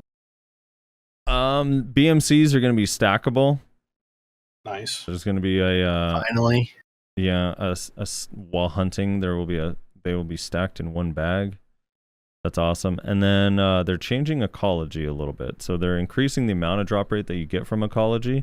They're also buffing it up to 10,000 ecology points, so you can get all the way up to 30% ecology. I think most people are between the 12% and 18%, and all of those are going up right now. Yeah, so it might be worth. I did see. I'm at 9,300. Are you? Yeah. Dude, that's Wow, crazy. You're gaming. I'm at 4,300. Yeah, so Choice just said today that he's at 10K now. So he's at 30. He'll be at 30% when this comes in. Also, they're making it so family fame. If you have 7K family fame, you're gonna get 10% item drop rate as well, which is pretty cracked. Time to start leeching. Yeah. And I assume we're gonna get the Calpheon Elvia soon, which I'm hoping there's some new earring cups and maybe even some new accessories. Hey, do you know anything about the data mine? No, what was it? With the Deboreka earrings, 19 AP or whatever. No. Oh my fucking god. Wait, 19 at what? At Penn? That's what I heard, and it's like that's one more than a Tet Disto. That is garbage. Well, if it has no negative effects, potentially it's cool. But the thing is with Disto, that's so nice, is that it also has more accuracy than like a Tungrad or a Narc. Yeah. So that'd be a tough sell. It's one enhanced level above a Tungrad earring, but like with the reason I asked is because with that data mine happening, it might point to dropping somewhere in Calpheon Elvia. Yeah, the only place I can think is the Marie Cave spot, but that ended up only being a 300 AP, 390 DP spot, which I know is pretty high, but they changed their mind on that. So we're only getting the 5 Elvia spots: Sonal, Marie Cave, Rudum, Trolls, and I forget what the last one is. But I don't know. Yeah, we'll see. We'll see what ends up happening. But I think that's it. Unless Rez, is there anything you wanna ask them before we go to comments? No, not really. I don't think so. Yeah, I don't think so. I hate both your guilds. Stop bullying me. Thank you. I will continue to do that. It is not directed, but when it happens, sorry about the crossfire. No, listen, I get like it's frustrating whenever weakling guilds like ours get shit on by siege guilds, but like at the end of the day, people need to try to remember that everyone's just trying to get content for their boys, right? So it's like we're trying to get content for our boys, and so are you guys, and it's just there's gonna be conflict of interest with those two things going on. I think the other thing to note is that we will communicate, and generally speaking, we are beatable. A lot of the times when we go out and do stuff like that, it's an off night. I hate to be that guy, but when I announce, oh, hey, guys, we're going to be fighting two guilds that are not the strongest, the turnouts do get large sometimes. An off night might go from 40 to 70, but I can generally explain why. speaking, if that happens, I'll tell you in advance. So I can tell you why, Rez, from my point of view, why this happens. Because either we have a preset, which is like a 2v2 or a 3v3, where 90% of the time, I think this last time, down. yeah, 90% of the time, I think this last time when we were with Digital mostly did it, but 90% of the time we're holding off Cho. So it's like 4 weeks in a row. It's like 4 wars in a row. It's like, all right, APOC's on Cho duty. And then it's like, wait, we get to 1v2 against Infernal and Bloodthirst and whoever. Like, yeah, everyone's going to show up because we just spent the last 4 node wars fighting only Cho Nation. So it's like, oh, dude, our last preset too, getting min distanced by Digital and Show Nation. That was fun. what? Oh yeah, That was so fantastic. fun. I loved it. What the fuck was that? I was so confused. Wait, what? Who was on our team? It Vertex was, BR. Yeah, we lived long enough. In our defense, we lived long enough for Corrupt to die too. That was a worthy sacrifice. Dude, I was like, yeah. I mean, I guess because the teams got it. Dude, that 2v2 though, where it was us and Digital versus Cho was so Vertex fun. was nuts. Down to run it back, by the way, but I'm down to run it back. That was nuts. I'd love to run that was back. nutty. I don't think we have a good medium on nodes for that fight. You just kind of have to pick your poison on what you want to deal with. I think we wait for Succ Zerker change and we'll run it on Navarne. Because I think that they'll like Navarne. the Navarne. That's my a classic. Guild hates Navarne. Your guild hates Navarne. But they hate Ash Forest now, right? Like they just hate everything about Kama. I think they hate everything. Yeah, I mean, I don't think you're wrong. That's BDO players in general. That 2v2 was interesting too because I think I streamed that one, but it was most people were like, wait, why Cho Nation Vertex? Like this is you're just gonna get stomped. And that's what most people thought, I think. So the fact that it still made it surprised a lot of people. I think APOC and Digital members probably knew that it was certainly possible, but I don't think a lot of people outside did. I think from the outside looking in, they probably didn't think so, but I know when I talked with Pax and Noah that I said straight up that there's the potential to win, so I don't think there's a downside to taking the fight. I think it was a super fun fight, and I think it was a great time. Realistically, like that mystical gear plateau where everyone starts catching up that people have been talking about for years. Yeah, it's finally here. Like Cho can only get so much further ahead, right? Like I'm sure Digital's over 700 average. We're sitting there as well. Vertex is there as well. Like Scandal said that fight made him quit GM. I think that Scandal's real life made him quit GM. Can we all agree to stop placing on Navarne and just go to Gyfin Raja? That's where it's actually at. Every time we place on Navarne, both us and Digital complain about it. And we got Gyfin, dude. Who doesn't want to fight on Gyfin Upper? I would be down to try it. I know that is the most broken node in the game, but I'd be down to try it. Well, sorry, it doesn't have the most broken base in the game. The problem is I think it has the highest number of broken bases. I'm fine with doing like a Miramok fight as long as I get the Northern Mountain. Yeah, that's the second most broken base in the entire game, I'm pretty sure. Scandal says he's down for the Gyfin, but that they're going to build first. Yeah, we build first. Everybody has to wait until we drop. Dude, there's the one Grandiha with the one base that's on the mountain in the literal center of the base. node. You just get to cannon everything of the hills. else. Yeah, it's ridiculous. Yeah. Like, hey, what were you guys thinking when you designed You this really node think so about some of these nodes. Some of them are actually garbage. Yeah. My God, the base that they added to Taftar Plain that we have right now, and the base on Miramok, just absolutely dirty bases that shouldn't exist. The polyforce fights are kind of fun. They're fun until they're really restricted. Like you feel restricted as far as movement, and then you end up just running down like highways of death. Down with the damn rules, dude. I fucking hate that shit. Ooh, sorry, I probably shouldn't have cursed there. My bad. No, wait, what? No, you could curse, man. Good.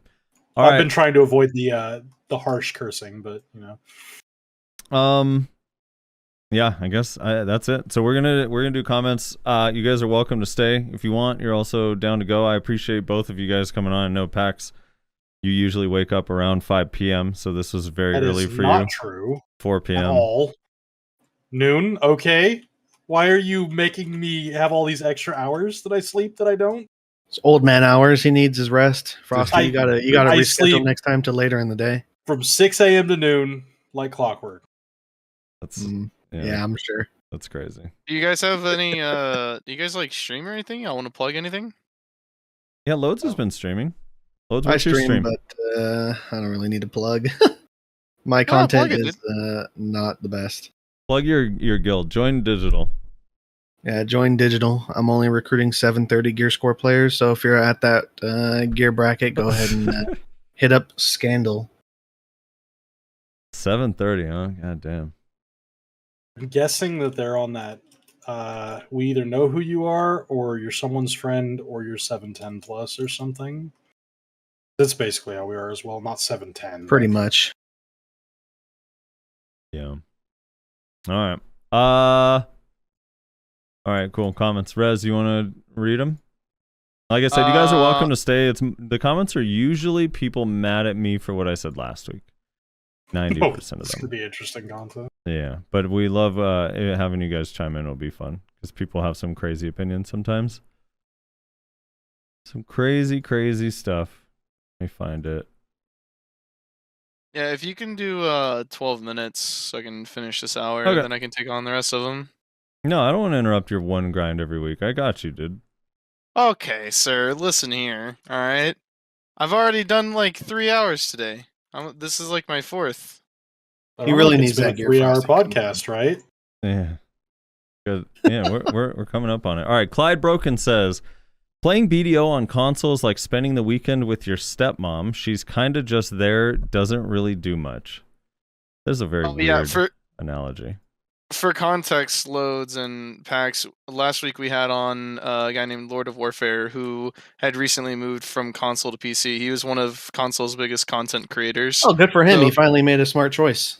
Yeah, a lot of these comments are going to be regarding the state of console BDO, basically. Yeah, with how many players? Like all 50 of them? All I think they're 50 all the of same them. guild. Well done, guys. You're making a good move.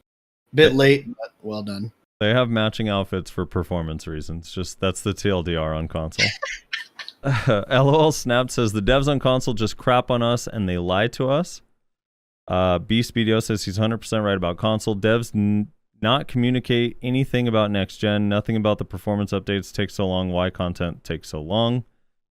Wait, what do they lie about? What Well, do they lie about? Roadmap. Yeah, the roadmap has been wrong like 50 times. Yeah. Aren't they still like C10s? Hey, that's the same on PC. Dude, imagine our Node Wars right now with their gear setup where you're capped at C10, but everyone still has Pen Black Stars. Oh, yeah, it'd be so fun. I love dying instantly. That wouldn't be much different than our current Node Wars. What are you talking about? Ed Mori says, mana issues. It's been many years since I heard an argument about it. I still remember when Wizards are at the top, most people run WP/mana drain skill add-ons. Is that ever a thing? People were running mana drain add-ons? Yes. I thought that was just like a Mewa thing. No, you guys did it for a while. What do you? Did you not organize that? Was it just an accident? You're talking about like we only did it with Blizzards. Yeah, you guys definitely did it with Blizzards. I remember that. Yeah. I do love that there's like this like Mewa thing where like the idea that I can find mana drain on blooming irritating to deal with. It's like, well, it's not a problem for me, so why does it bother you? A new skill on Drac is annoying. The mana drain skills are actually obnoxious as hell. Yeah, that's what I was saying last week, because I was saying mana drain skills are fucking irritating and like no skill and just random chance to like win fights every once in a blue moon, and it sucks ass. It's not a fun mechanic. And then Nyashi was like mad at me for saying that that's a bullshit mechanic. It's like, dude, what do you want from me?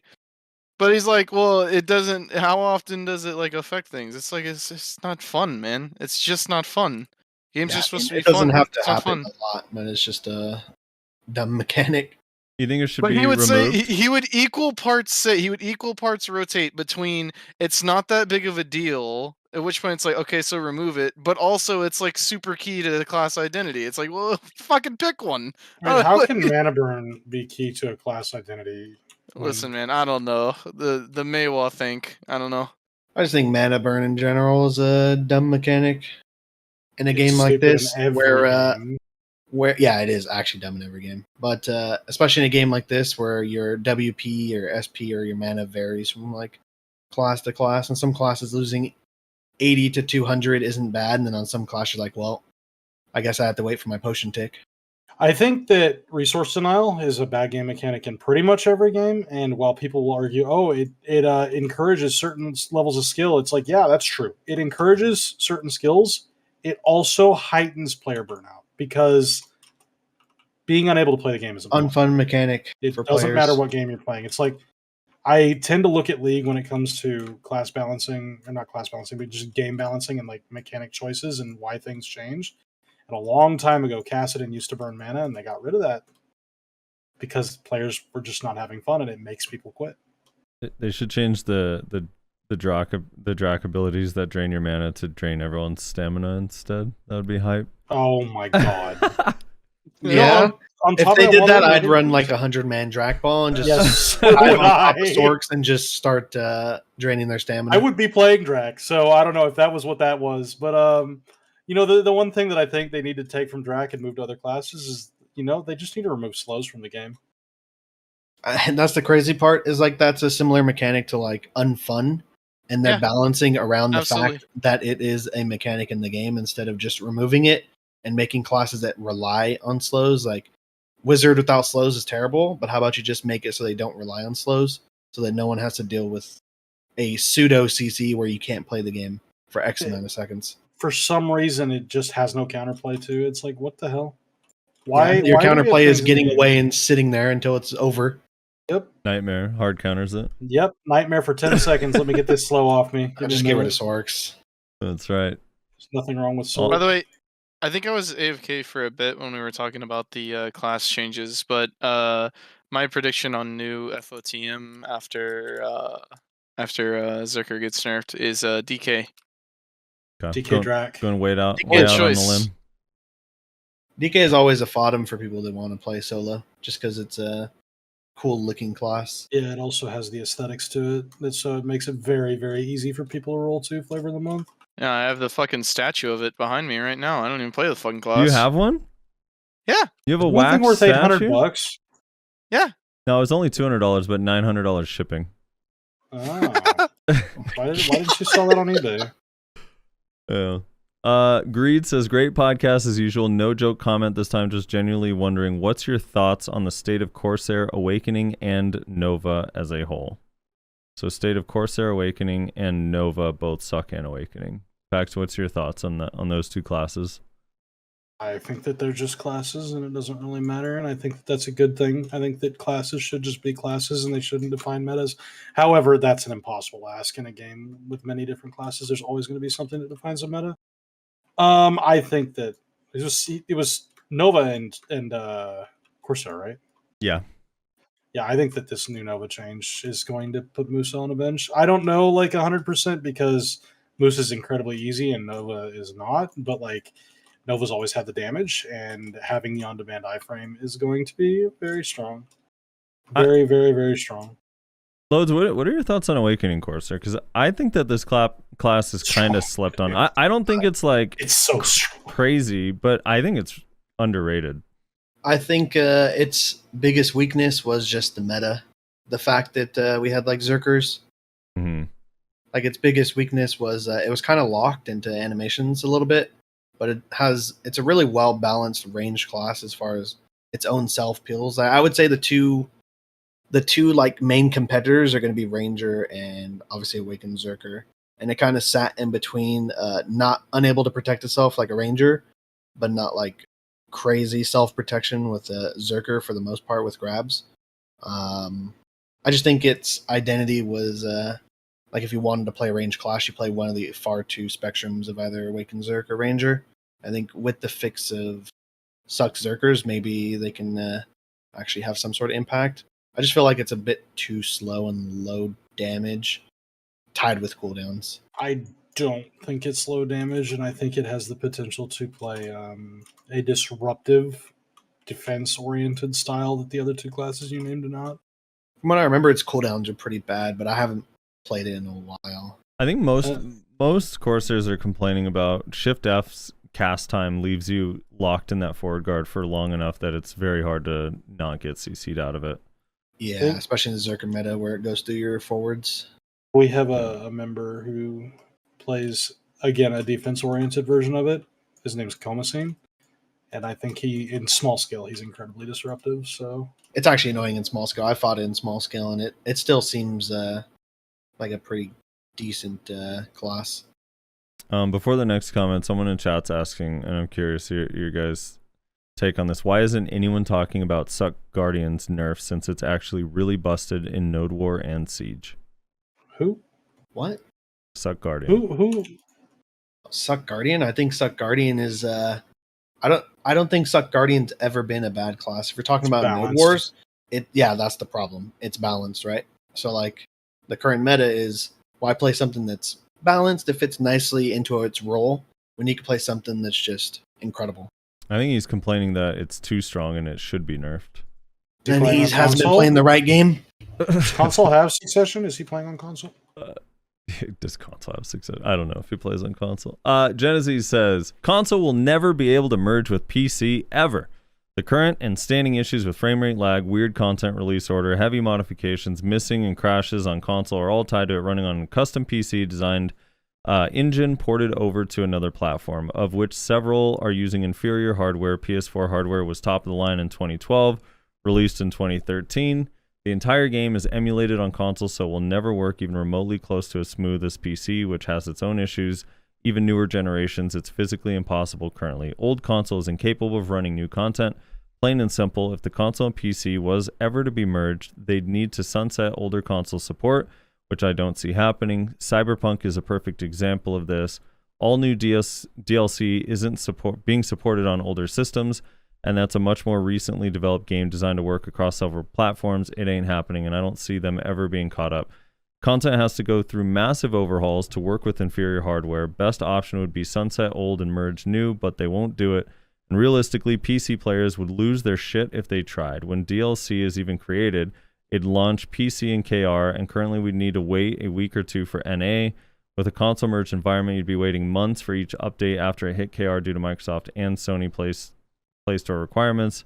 So you deal not only with localization, then you'd be waiting on approvals from each console platform. If one denies or needs changes, all content is delayed until it's resolved. Is there no console version in KR? Holy crap, that was a mouthful. I'm surprised you finished that entire thing. Yeah, we get That's a small comment compared to some of our longest ones. No, shot. You read like full Harry Potter books in here, Frosty. No, people will write like essays, like multi-paragraph essays for us in the comments sometimes. You could have just did a TLDR. Console will never get like a good update as far as next gen stuff and merging different console platforms together, and that would have been perfect. Hey, this is a breath of fresh air from him. Normally, that whole paragraph is complaining about Sage being trash. Here's a concept. How about we just, if we decide we want to merge everything, we just give the console players free copies of the PC game and let them like transfer their characters to the PC version, and then we don't have to worry about consoles being meshed in. Yes, they have to play on a PC, but you know what? Their content's out of date anyways. I think that if they did transfer over to PC, they should get, regardless of what their gear is, they get to start with free Tet Tuvala. Mayan says, I'm just kidding. Is there a negative to that? I think they should just be able to transfer their gear just so that we can get more players. Yeah. They'd have to let go of the console if they did that. I also think that would be the best. Because it would segment him, but I mean, it seems like they don't care about him anyways, so Yeah. At least on the bone to jump to a different version. That they care about, kind of. Yeah, kind of. Yeah. Mayan says, okay, disagree with Reslar. You can definitely have a rotation in polys and don't need to roam the whole area. If I'm doing my grind there on my season and someone just randomly goes to my spot, I don't care who you are. I'm bringing my main all the way over here, start a deck, and fight for my spot. Either you swap and we cool, or we're both not grinding at all. What did you do, Rez, to that guy? Holy crap! I think Rez said that when I grind polys, I just grind wherever I'm running to. So it could be a small area or it could be the entire zone. Like, if you're on, like, a seasonal with fucking 180 AP, like, sure, you can confine to a specific rotation, but if you're going there on, like, a main, or a class with your main gear, because you just want to, like, grind SP, or you're doing, like, a daily or some shit, then there's no shot you can be kept in one rotation. It's not possible. Like, it's literally not, there's no rotation big enough. If you're on Dracania, it's certainly possible, right? I mean, to that player, bring your main because you're just going to be a part of the packs if you're taking poly grinding seriously. But yeah, if you're like on a seasonal character with like fucking, I don't know, like Tri-2-Vala or some shit, then yeah, obviously, like you can grind in a rotation and you can be kept in that rotation. I'm talking about like when I go to polys, or at least I was, like I'm done with it now, thank fuck. But when I would go to polys, it was for my pin accessory daily. So I'm going there on my main. I'm killing fast as fuck. Like everything's dying in point, like 5 skills. So I can't just stay in rotation. Reslar's running around on his main Zerker in succession with 2,400 skill points, grinding polys. Yes, literally, yes. Just griefing people. Blackie says, thank you so much for mentioning console. Peace. By the way, if you PC players want to see how performance is actually on console, watch my last video. Dude, I've watched plenty of highlight reels, and I just am like, I always feel so bad watching console players PvP. It looks rough. Their frames look terrible. Yeah, that's rough. Ismer G says, glad to hear Lord of Warfare has stopped banging his head in the console version. Best luck to him in coming enhancement sessions. Can't wait to see you wrecking dudes on PC. Shout out to Rez Frosty and Nayashi. Storm says, here is my ideas for the new Calpheon grind spot.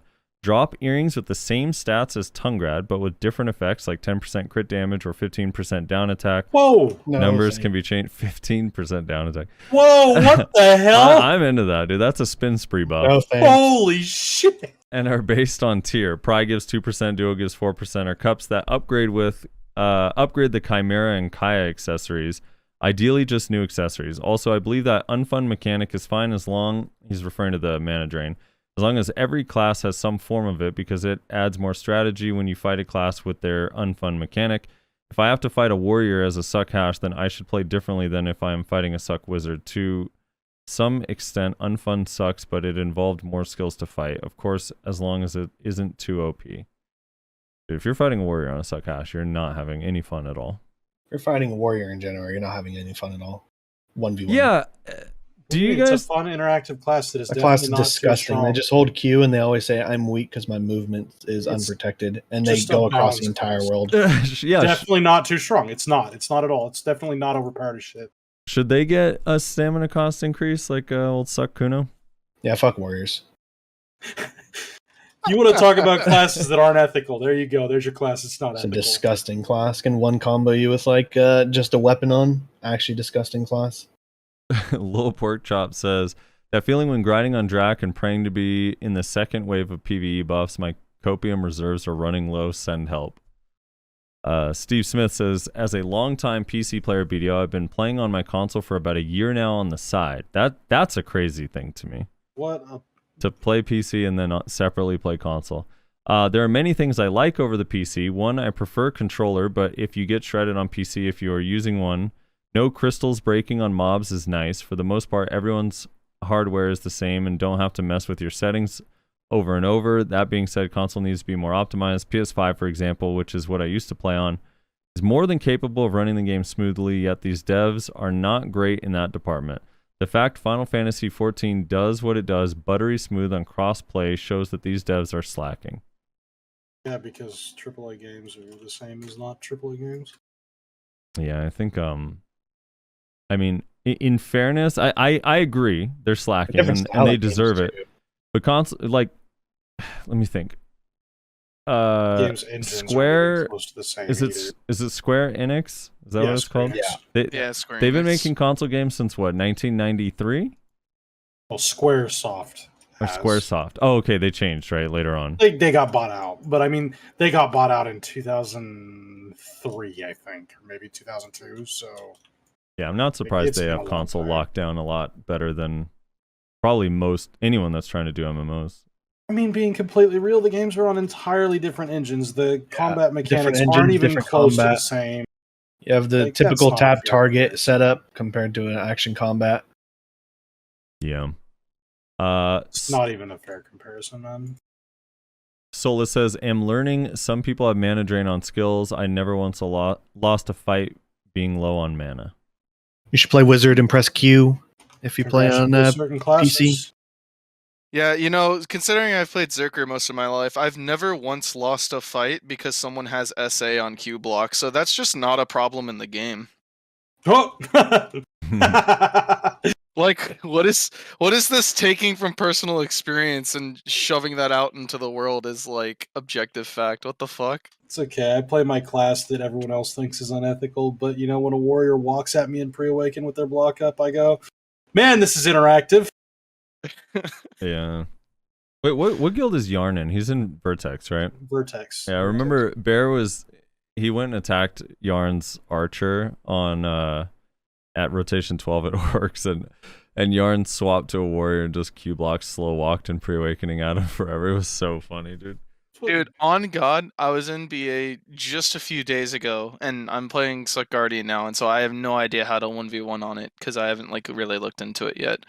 And I found out that you can just sprint at people with your block up on Yeah. Succ Guardian, and it's SA. And so I was fighting like these Draconias and Sorks and DKs, and I was literally just running at them with my fucking block up. It was so goddamn funny. Oh no, I felt so bad for him, but fuck, it was funny. Chat says Warrior's Q block blows up fast, though, to be fair. So there you go. Cool. True. With their plus 50 DP they get by pressing like two buttons. Are we fighting warriors in real gear, or are we fighting season characters? Like, what are we on right now? Because I have a lot of AP, and they don't. I love when people say their block gets killed, and the person that kills their block use their entire kit's worth of damage just to break their frontal block. And then while I was And now waiting they for my can't do cooldown to anything go for back, 10 I died. seconds. So yeah, they Yeah. broke your entire block, and they also have no kit left to use.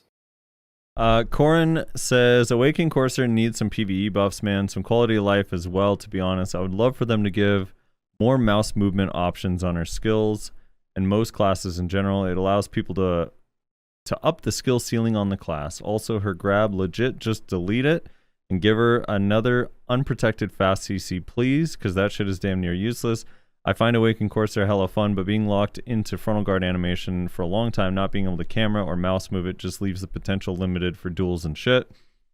A lot of older classes feel really great when you can mouse movement skills or attacks to make like style combos. Also, awake close range skills need to be sped up or something after the first CC without shift R&B, or if you're not close enough, re-CCing them is close to impossible with how slow her animations are. Or we could just make the grab 4 times faster and watch what happens. No, dude, stop. Stop. Monarch Gaming. Of course, the iframe abuser suggests that. Yeah. Of course. What do you mean? I know exactly what would happen. I just think it'd be hilarious. The Uh, world could burn, and I'd just be sitting here, iframing grabs. Make Mark of Shadows a grab, a multiplayer grab. I can take over reading comments if you want me to, Frosty. By the way. Oh, that's all right. I think we're getting there. It's fine. Okay. Monarch Gaming says We still have a ways to go, but yeah, go ahead.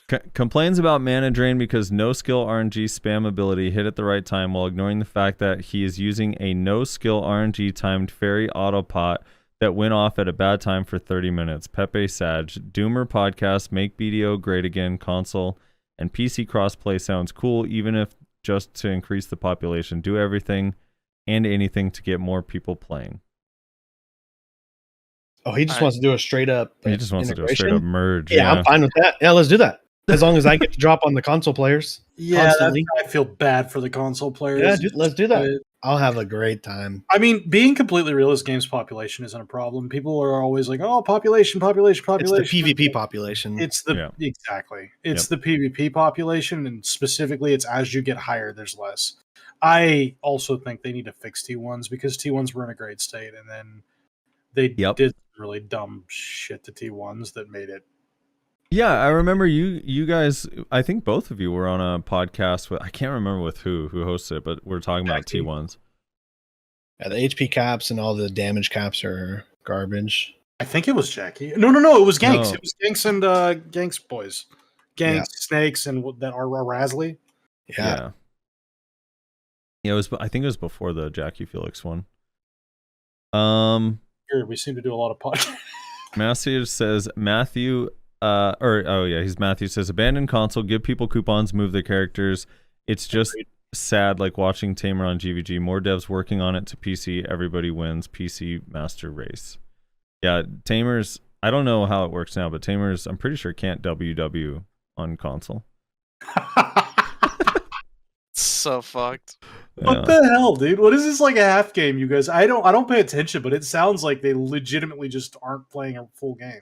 Yeah, they're not. It's fucking. They also don't have the ability to mouse move, so any skill where you would normally use mouse move to like improve quality of life of like a skill or something, they just don't have. All right, so this is an upgrade that they need to bring over to the PC. I mean, I'm not even saying that mouse move is a problem. Just make it all camera turn. Like, who cares? Yeah, give the option. Yeah, but the problem is they have neither. They have their slow rotating joystick for the camera turn too. Yeah, exactly. Yeah. Oh no. Let's see. Balance Breaker says the problem is that PA tripping, thinking they can keep up with so much without expanding. Its crystal clear mobile version got its own team dedicated. But console is an afterthought. Put a team dedicated to keep up with the content on console, and that's it. Unless the investment is bigger than the return, which I doubt. Who knows? PA might need some changes in management seats. There was something I saw. I don't know if it was from an earnings call or what, that showed that PA has like 900 devs now. Now, it doesn't say what teams they're all assigned to, like if they're working on what games and stuff. But yeah, 799 of those are working on Doki V is the problem. Hey, even if we had 100 devs, just want to know why. I don't know, things get lost or forgotten, you know? 6 months to fix Succ Zerkers and a year and a half to fix Succ Wizards. They probably have about 3 devs, I think. No, see, the problem is they're all just making costumes. Yeah, the costume task force is... Frosty, did you talk about that fucking Zerker costume coming out? No, God damn, son. Dude, that Zerker costume is so sick. Dude, what the... Dude, as soon as I saw that outfit, I was like, there's no shot they're nerfing Zerker anytime soon. And then they went and did it anyway. I'm like, the madmen! The absolute madmen! Yeah, they're like, the Zerker nerfs are coming right after the costume sales. And then it was like, no, guess not. In League, they release a skin for a character and then nerf it the patch after. Yeah, that's the play. I think the two teams, it was just a miscommunication between the costume task force. Dude, that costume looks so fucking good, though. And the guy doing balance. Salvation says, I don't think the Calpheon Elvia spots will bring any new accessories. They didn't even have those in Mountain of Eternal Winter, but cups for earrings and obsidian for Blackstar weapons, I can definitely see them adding. Obsidian for Blackstar weapons would be interesting. Yes, please. I mean, because the other one's only affects Tet, right? So it'd be like a decent buff to Tet Blackstar. I'm on a Tet Blackstar main hand right now. Are you? Yeah. When did that happen? I've always been I'm 310 with a Tet Blackstar. Oh yeah, Noah always gets the free pen stuff because of the Alliance, right? Yeah, I mean, I'd be 319 with Damn, that must suck, PAX. Yeah, I mean, I never got to know what it was, so I don't feel like I lost anything. It's amazing. It's actually game changing. I mean, I'll get it. Pin Blackstar is like either my next upgrade or 3 upgrades out, so it's like whatever. It doesn't matter to me. Yeah. It'll be 319, 321, and then I'll find a way to get myself to 323. Tristan says, crazy thing is, even if I go to PC, Tamer is still dead. No, it's not. Mina says, of course, the 1 RPer on console is a DK. Best class for RP after all. Draga3888 says, why does PA deem it necessary to gear cap content? It feels really bad having worked for gear just to not get to use it in Siege except the one territory in the arena or in the arena when it comes out. That player is selfish and doesn't understand that you have to renew your player base in order for a game to stay alive. Also, the arena, you won't be able to use your gear either. I don't know why he said that. I mean, it's just like, sorry guys, for all you who put work in and really like your gear. We need new players. We need to renew the player base in order to keep the game alive. So it comes at your happiness versus the game stability, and the game stability is more important. I'm sorry. Yeah, there's also a third player base, right? Again, you have gearlets like me that have played this game forever and enjoy PvP content in this game, but if there's a reason I don't grind on Arsha. It's because I don't want to go fight all the 700 plus gear score people there. If I went into an arena and there was nothing but 700 plus gear score, I wouldn't participate. If it's gear capped, I'm way more likely to participate in that content. What's 700 plus gear It's score mostly players on juiced. Arsha? It's juiced and family. I think you can handle it, Russ. Arsha's a joke, man. You go there and it's just the freest people ever to kill. I had a guy the other night that I was legitimately killing with Salpari Purge. I was confused as hell. See, people say that, but every clip I ever see of Steve is him killing someone on Arsha. Arsha's a PvE server. Please don't ruin it for me. Yeah, Dude. Arsha is a joke, man. I was grinding last night on Arsha Stars and just randomly. The disto dopamine hit, you know. I'm still not gotten over it. So this guy comes up and he attacks me, and then he leaves and he comes back with a ghillie suit and then attacks me again, and then he leaves for like 15 minutes, then he comes back with a Pegasus and tries to attack me again. It was so weird. He was dying in like 2 abilities. I was so confused. I was like, what is happening with this guy? He just spent like 30 minutes doing this to just no results whatsoever. And so that's what Rezlar feels like, dude. Poor Rezlar's that guy. Sir. Yeah, I mean, I believe- keep using the E skill on my Doom horse, but the players aren't dying, so how am I supposed to fight against them? It's just a gear diff. I was Exactly. just messing around the other night, and I could not believe I found someone I could one-shot with Salpari Purge. I was like, what is this? Yeah. Also, kind of a thing about what that guy said. What's more fun, having players to play against, a lot of them, or having like 5 people who were all willing to do that content at your gear level, right? Because if you get more people involved, you actually get to have fun, where those people wouldn't be involved if they're fighting you with your hard-earned gear.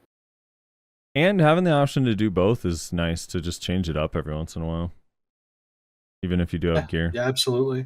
Yeah, I mean, change of pace. My guild's one of the 700 average guilds, and we're talking about going to T1s just for fun. And then, it's not like we want to go bully T1s. It's just a change in pace, new faces, things to do. Like, we're looking for the actual, established T1 guilds. Like, again, the isolated Ingoon guilds.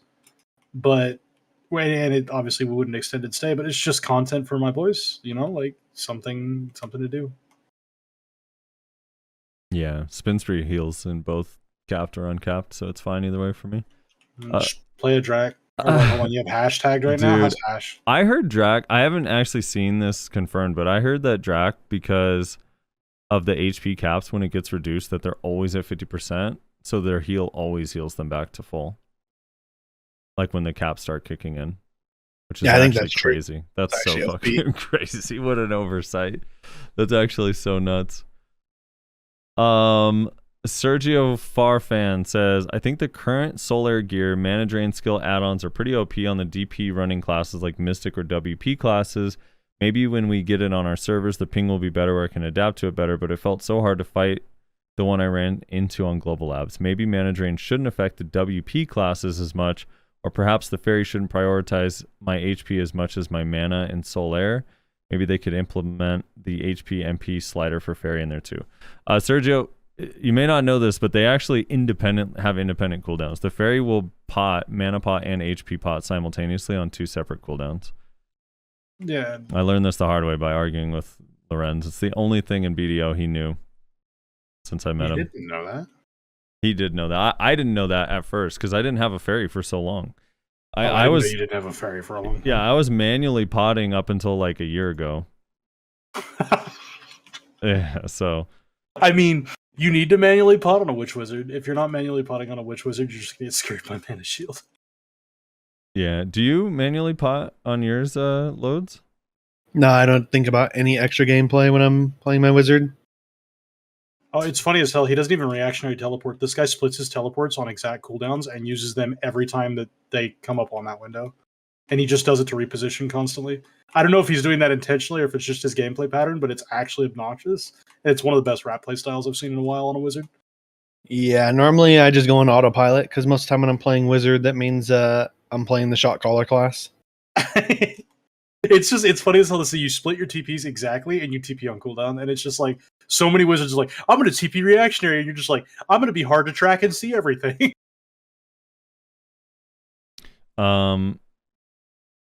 Blairy says, great podcast. I moved to PC 6 months ago. I was hard capped on console, but unfortunately, lack of transparency and constant broken promises just killed the game. Enjoying the game on PC and transition to mouse and keyboard is not that difficult. Console players, you'll be fine. Best of luck. What's hard cap on console? Hard cap on console is full C10 with full pen red nose accessories and pen black star. One pen black star. And pen dandy and pen Nuva or Kudum. Nicholas Williams says, I'm just going to say it. PA needs to push out a next-gen patch and then give old gen a certain amount of time to make the swap. Then kill old gen. This happened with Final Fantasy XIV a few years back with PS3 to PS4, and it was incredibly healthy for the game. Yeah, I don't know. It's just a tough sell. Like, buying a PS5, it's so expensive. I don't know, it's hard. It's expensive for a lot of people, so they would just straight lose a lot of people, and I don't think that player base is healthy right now anyway. Zupremo says, I never said that resist only benefits the slower classes. I actually like it because everybody can use and benefit from it, and you can build against it too. Build diversity is important to MMOs because it adds flavor and chaos to the game. Chaos, for sure. Entropy. Resist equal entropy. You might not like the flavor it adds, but other people who like it greatly appreciate it. And let's not pretend that Guardian Succ Nova with resist build doesn't feel like a Dark Souls boss. Those two classes without resist is significantly easier to fight. And those two classes that have to deal with rats that have resist, it's also impossible for them.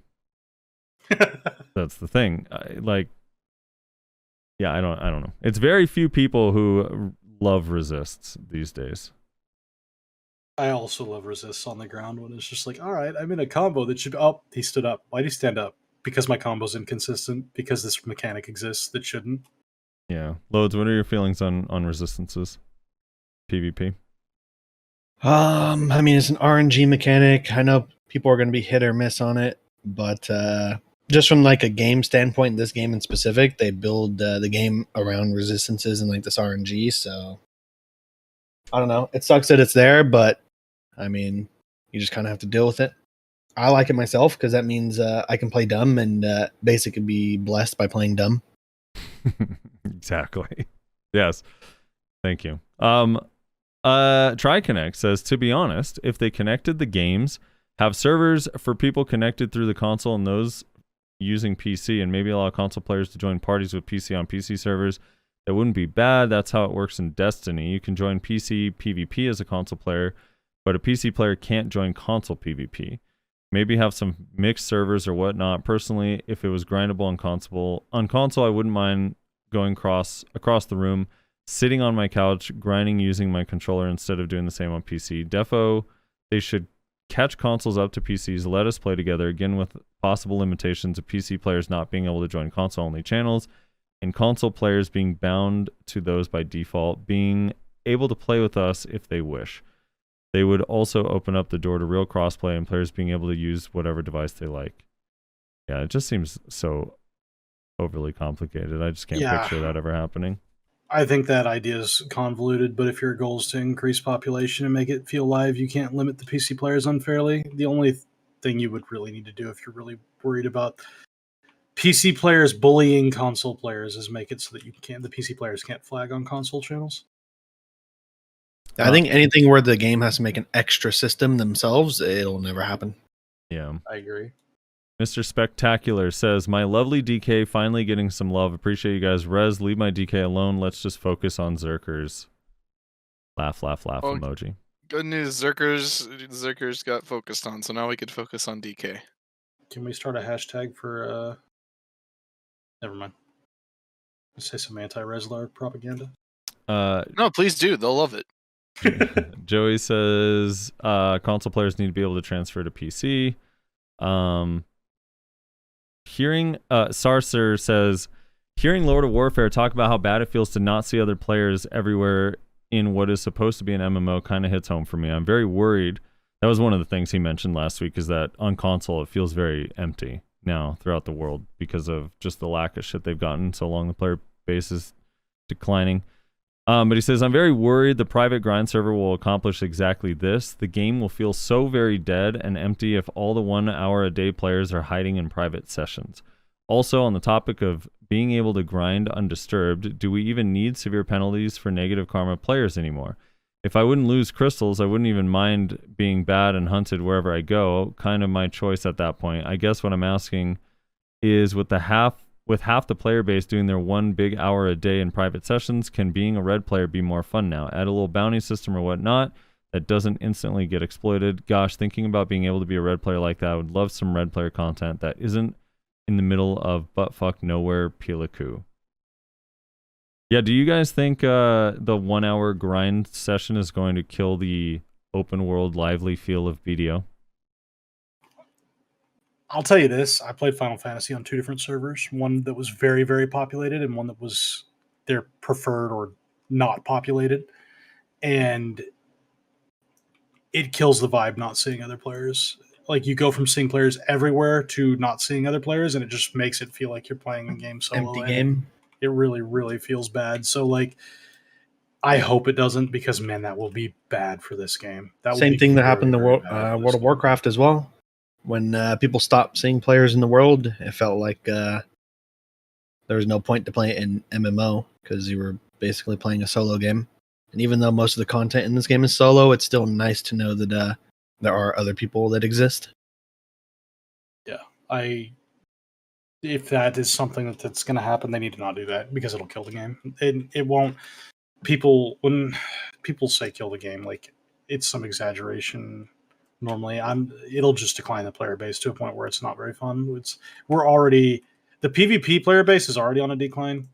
We don't need the rest of the player base to be on a decline as well. Yeah, I gotta see. I'm curious how it'll end up feeling. My guess is, like, I don't know how many of those people that only play 1 hour a day are really contributing to the world feeling lively. If all they do is instantly change channels if they see you anyway. Because, like, I don't know. I mean, I guess a lot more people use it, but for, like, me, I'm probably going to use it, and that would be my 1 hour of using, like, J scrolls and just going all out, but I'm still going to play outside of that. I think most people that play the game a lot will as well. You know what I think you'll see, though? I think you'll see players do their 1 hour protected grind and then just go, like, have you seen what Ryu and BCAT have been doing lately? Practicing cannons? Yeah, if by practicing cannons you mean going from grind spot to grind spot, DFSing everyone, and then just leaving their spot after they win the DFS. But yeah, like, I think that players will grind their 1 hour and then just go on griefing sprees, which, that's better than the game being empty. Yeah. Battle Hot Dog says some people use Legendary Beast Dance core for 1v1s because that 3-second essay was really good, but they now managed to make that core useless. Now everyone is going to pick Beast Rampage core, even in 1v1s. Why would you pick SA CC core with 6 to 8 second cooldown if you could use a 4-second frontal guard skill that also deals insane damage? Way to go, PA Nerf Tamer 1v1 and don't address the large scale issues. What is this? As if they put all the community feedback on a blacklist and tell their devs to never implement them. Instead, they come up with some random shit like Legendary Beast Dance Split. I'm not an amazing 1v1 player, but isn't a 6 to 7 second cooldown protected CC better than a 4-second cooldown protected burst? Well, the thing that's weird is a lot of players will take Moonlight Strike still for 1v1. And I don't know. I need to see the way it impacts large scale stuff. The other thing too that I find interesting is that everyone thinks that 100% or any of the changes really should come from the class discords, and that PA really shouldn't be doing any of the balance changes themselves. It should definitely just come from the tickets submitted from the class discords. Aren't those just the loudest players? Yeah, I don't know. It's a weird thing. I don't know if it's like that in other games where, like when I look at the Lost Ark balance changes recently, I know totally different game, but like, yeah, some of the stuff is inspired by feedback, which is also true in BDO. Some of the stuff is inspired by feedback, and then some of the stuff is just what the devs think is best for the class or the direction they want to go with it. In most situations, I think the devs know more about their game than the players who think they know a lot. I don't know if I can defend the BDO devs, but I know that most of the time when a player complains, they don't actually know what they're talking about. Yeah. I just always find it surprising that people are so mad that they're not doing exactly what we say in our feedback, which they've kind of never done since the beginning.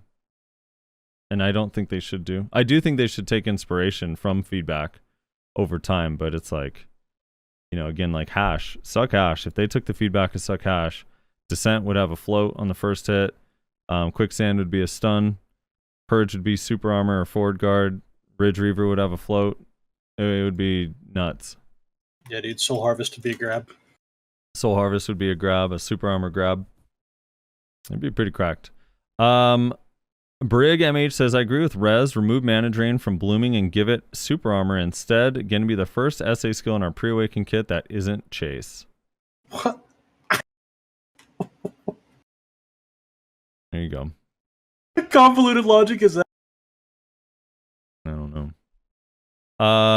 Jayon New York says, what's a decent computer to go for? A transfer sounds like the move. I have no idea. I'm kind of out of the loop on modern PCs these days. I don't know if any of you guys are PC geeks, but what is like I don't know. What do you go for? I don't know. You just got to do research and build it. It's hard to say. Yeah, just do research. Yeah. Find whatever you need for what you're trying to do for as cheap as possible. Put them in contact with Snoo. Probably just don't buy a pre-built from Walmart. Yeah, definitely don't do that. Unless you want to maintain that console experience. I mean, you also might have to buy that as frequently as you upgrade your console. Yeah. Smolder MC says, hey guys, love the content. Wondering if you guys plan on doing another tier list. Love your all-around perspectives where you rate classes based on their PvE and their PvP, small, medium, large scale simultaneously. I think you guys really carrying the social aspect of this game. Without this content, I wouldn't watch anything on the game. Really amazing podcast, 1010. So I'm curious Rezlar's opinion on this, but my opinion right now on the tier list is that I don't know how. So my idea with the tier list debate between me, Nayashe, and Rezlar before was we would go through each class and then argue, essentially debate the levels of each class in PvE and 1v1 in large scale. And right now, maybe I'm wrong, Rezlar, but I don't know if Nayashe and Rezlar are playing the game enough to have like a meaningful debate versus me just basically saying everything on every class in PvE and 1v1 and large scale. I mean, I think we can. I mean, I can't speak for Nayashe, obviously. I think I can definitely weigh in on PvP stuff because I do a lot of PvP stuff. But certainly on like PvE, which is why I think it was the same thing last time as well, which is why, if I remember correctly, correct me if I'm wrong, I think we omitted PvE from our tier list last time. It was purely PvE. Didn't we? I can't remember. I think we did two different. I don't remember actually. It's been a while. Oh, we did two different ones.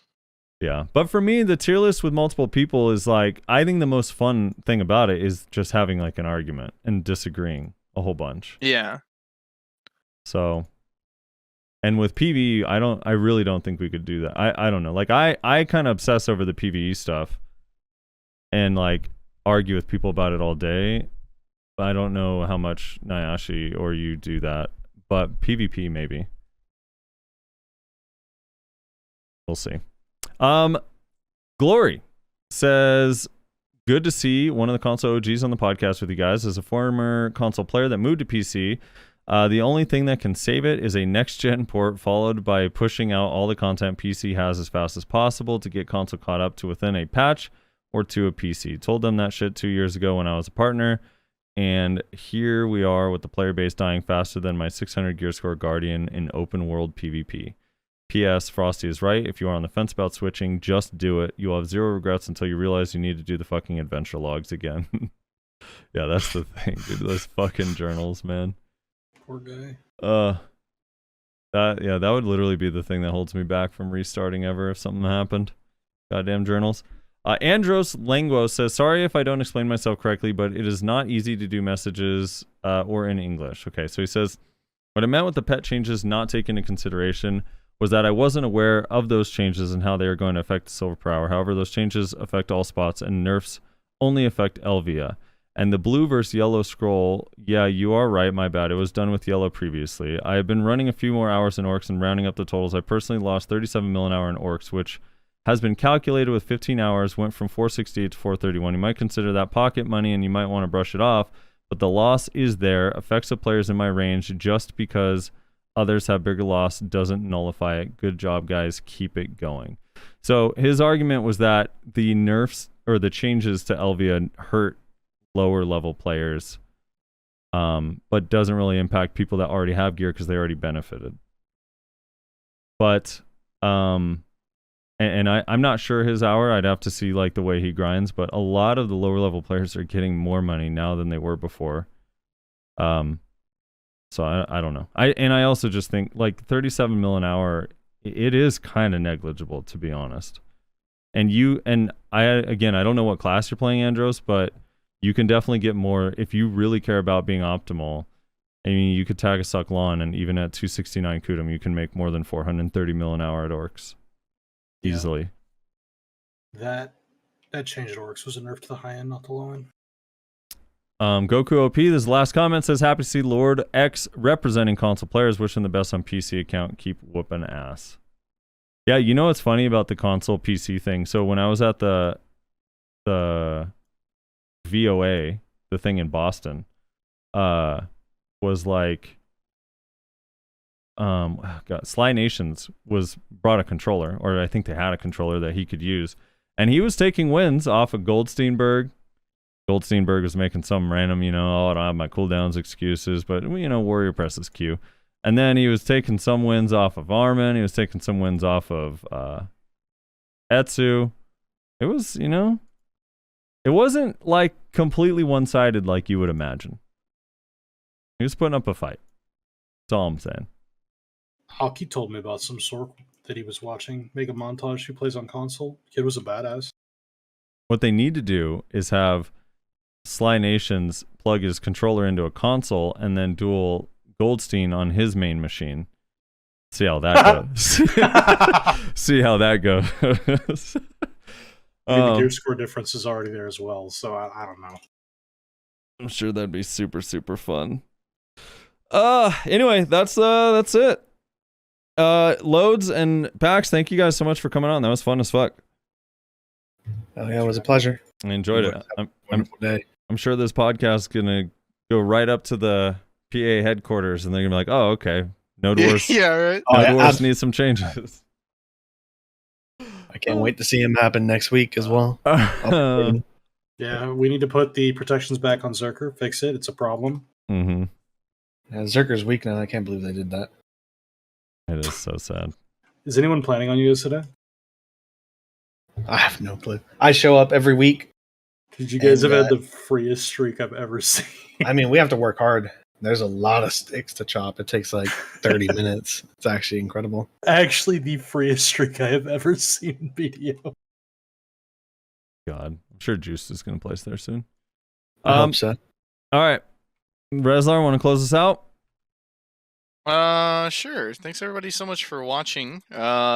Make sure, well, actually they didn't plug anything. Are you guys sure you don't want to plug anything? Loads, you don't want to plug your stream? I'm good. I don't stream. Is APOC recruiting? APOC is always recruiting. I'm pretty sure APOC is only recruiting so we could do PvP Sort trials only. and have some content. So APOC is recruiting. Know someone or be 700 plus and play a rat class. No. More Sorks preferably. We like DKs too. We picked up about 5 ninjas in the last 2 weeks. It's a dead class. APOC is looking for Awakened Witches in specific under 650 gear score. True. Yeah. True. It's always fun to deny people at trial. It's actually not fun, but that's what happens to 650 Awakened Witches. Actually, we had a guy trial that was a 665 Awakened Witch, and I'm pretty sure he had 4,000 HP or 3,700 HP, and it was pretty interesting. Dude, remember that Succ wizard that trial that kind of gamed on everyone? He's in digital. Did he go to digital after? No, so we kicked him for inactivity. Oh, okay. Because he wasn't showing up to anything at all.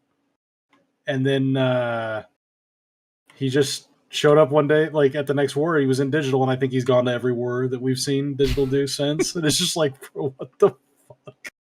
That guy. What can I say? I just have that sort of pool. It is funny as hell. That guy's playing on well, never mind. That's not something to say on a podcast. Wizards Week. That's all I can say. Mm-hmm. All right, Rose. What does he do, by the way? Family name's Darkest before. Get kills. I mean, yeah, I have no clue. He's an average player, I think, in Wars. Plays FOTM, so he's probably on a Zerker now. Well, no, he doesn't have gear. He's playing Wizard for sure. Yeah, he was starting to play Wizard, not like only Wizard when he came to our Wars as well. All right, Russ. All right. Give us our goodbyes. Yeah, thanks everybody for watching. Check out the streams, twitch.tv/SoFrosty, twitch.tv/NotReslar, and Nyashi is twitch.tv/Nyashi_NA. Couldn't join us today, but join Digital, join APOC if you're geared enough, which you probably aren't, and we'll see y'all next week.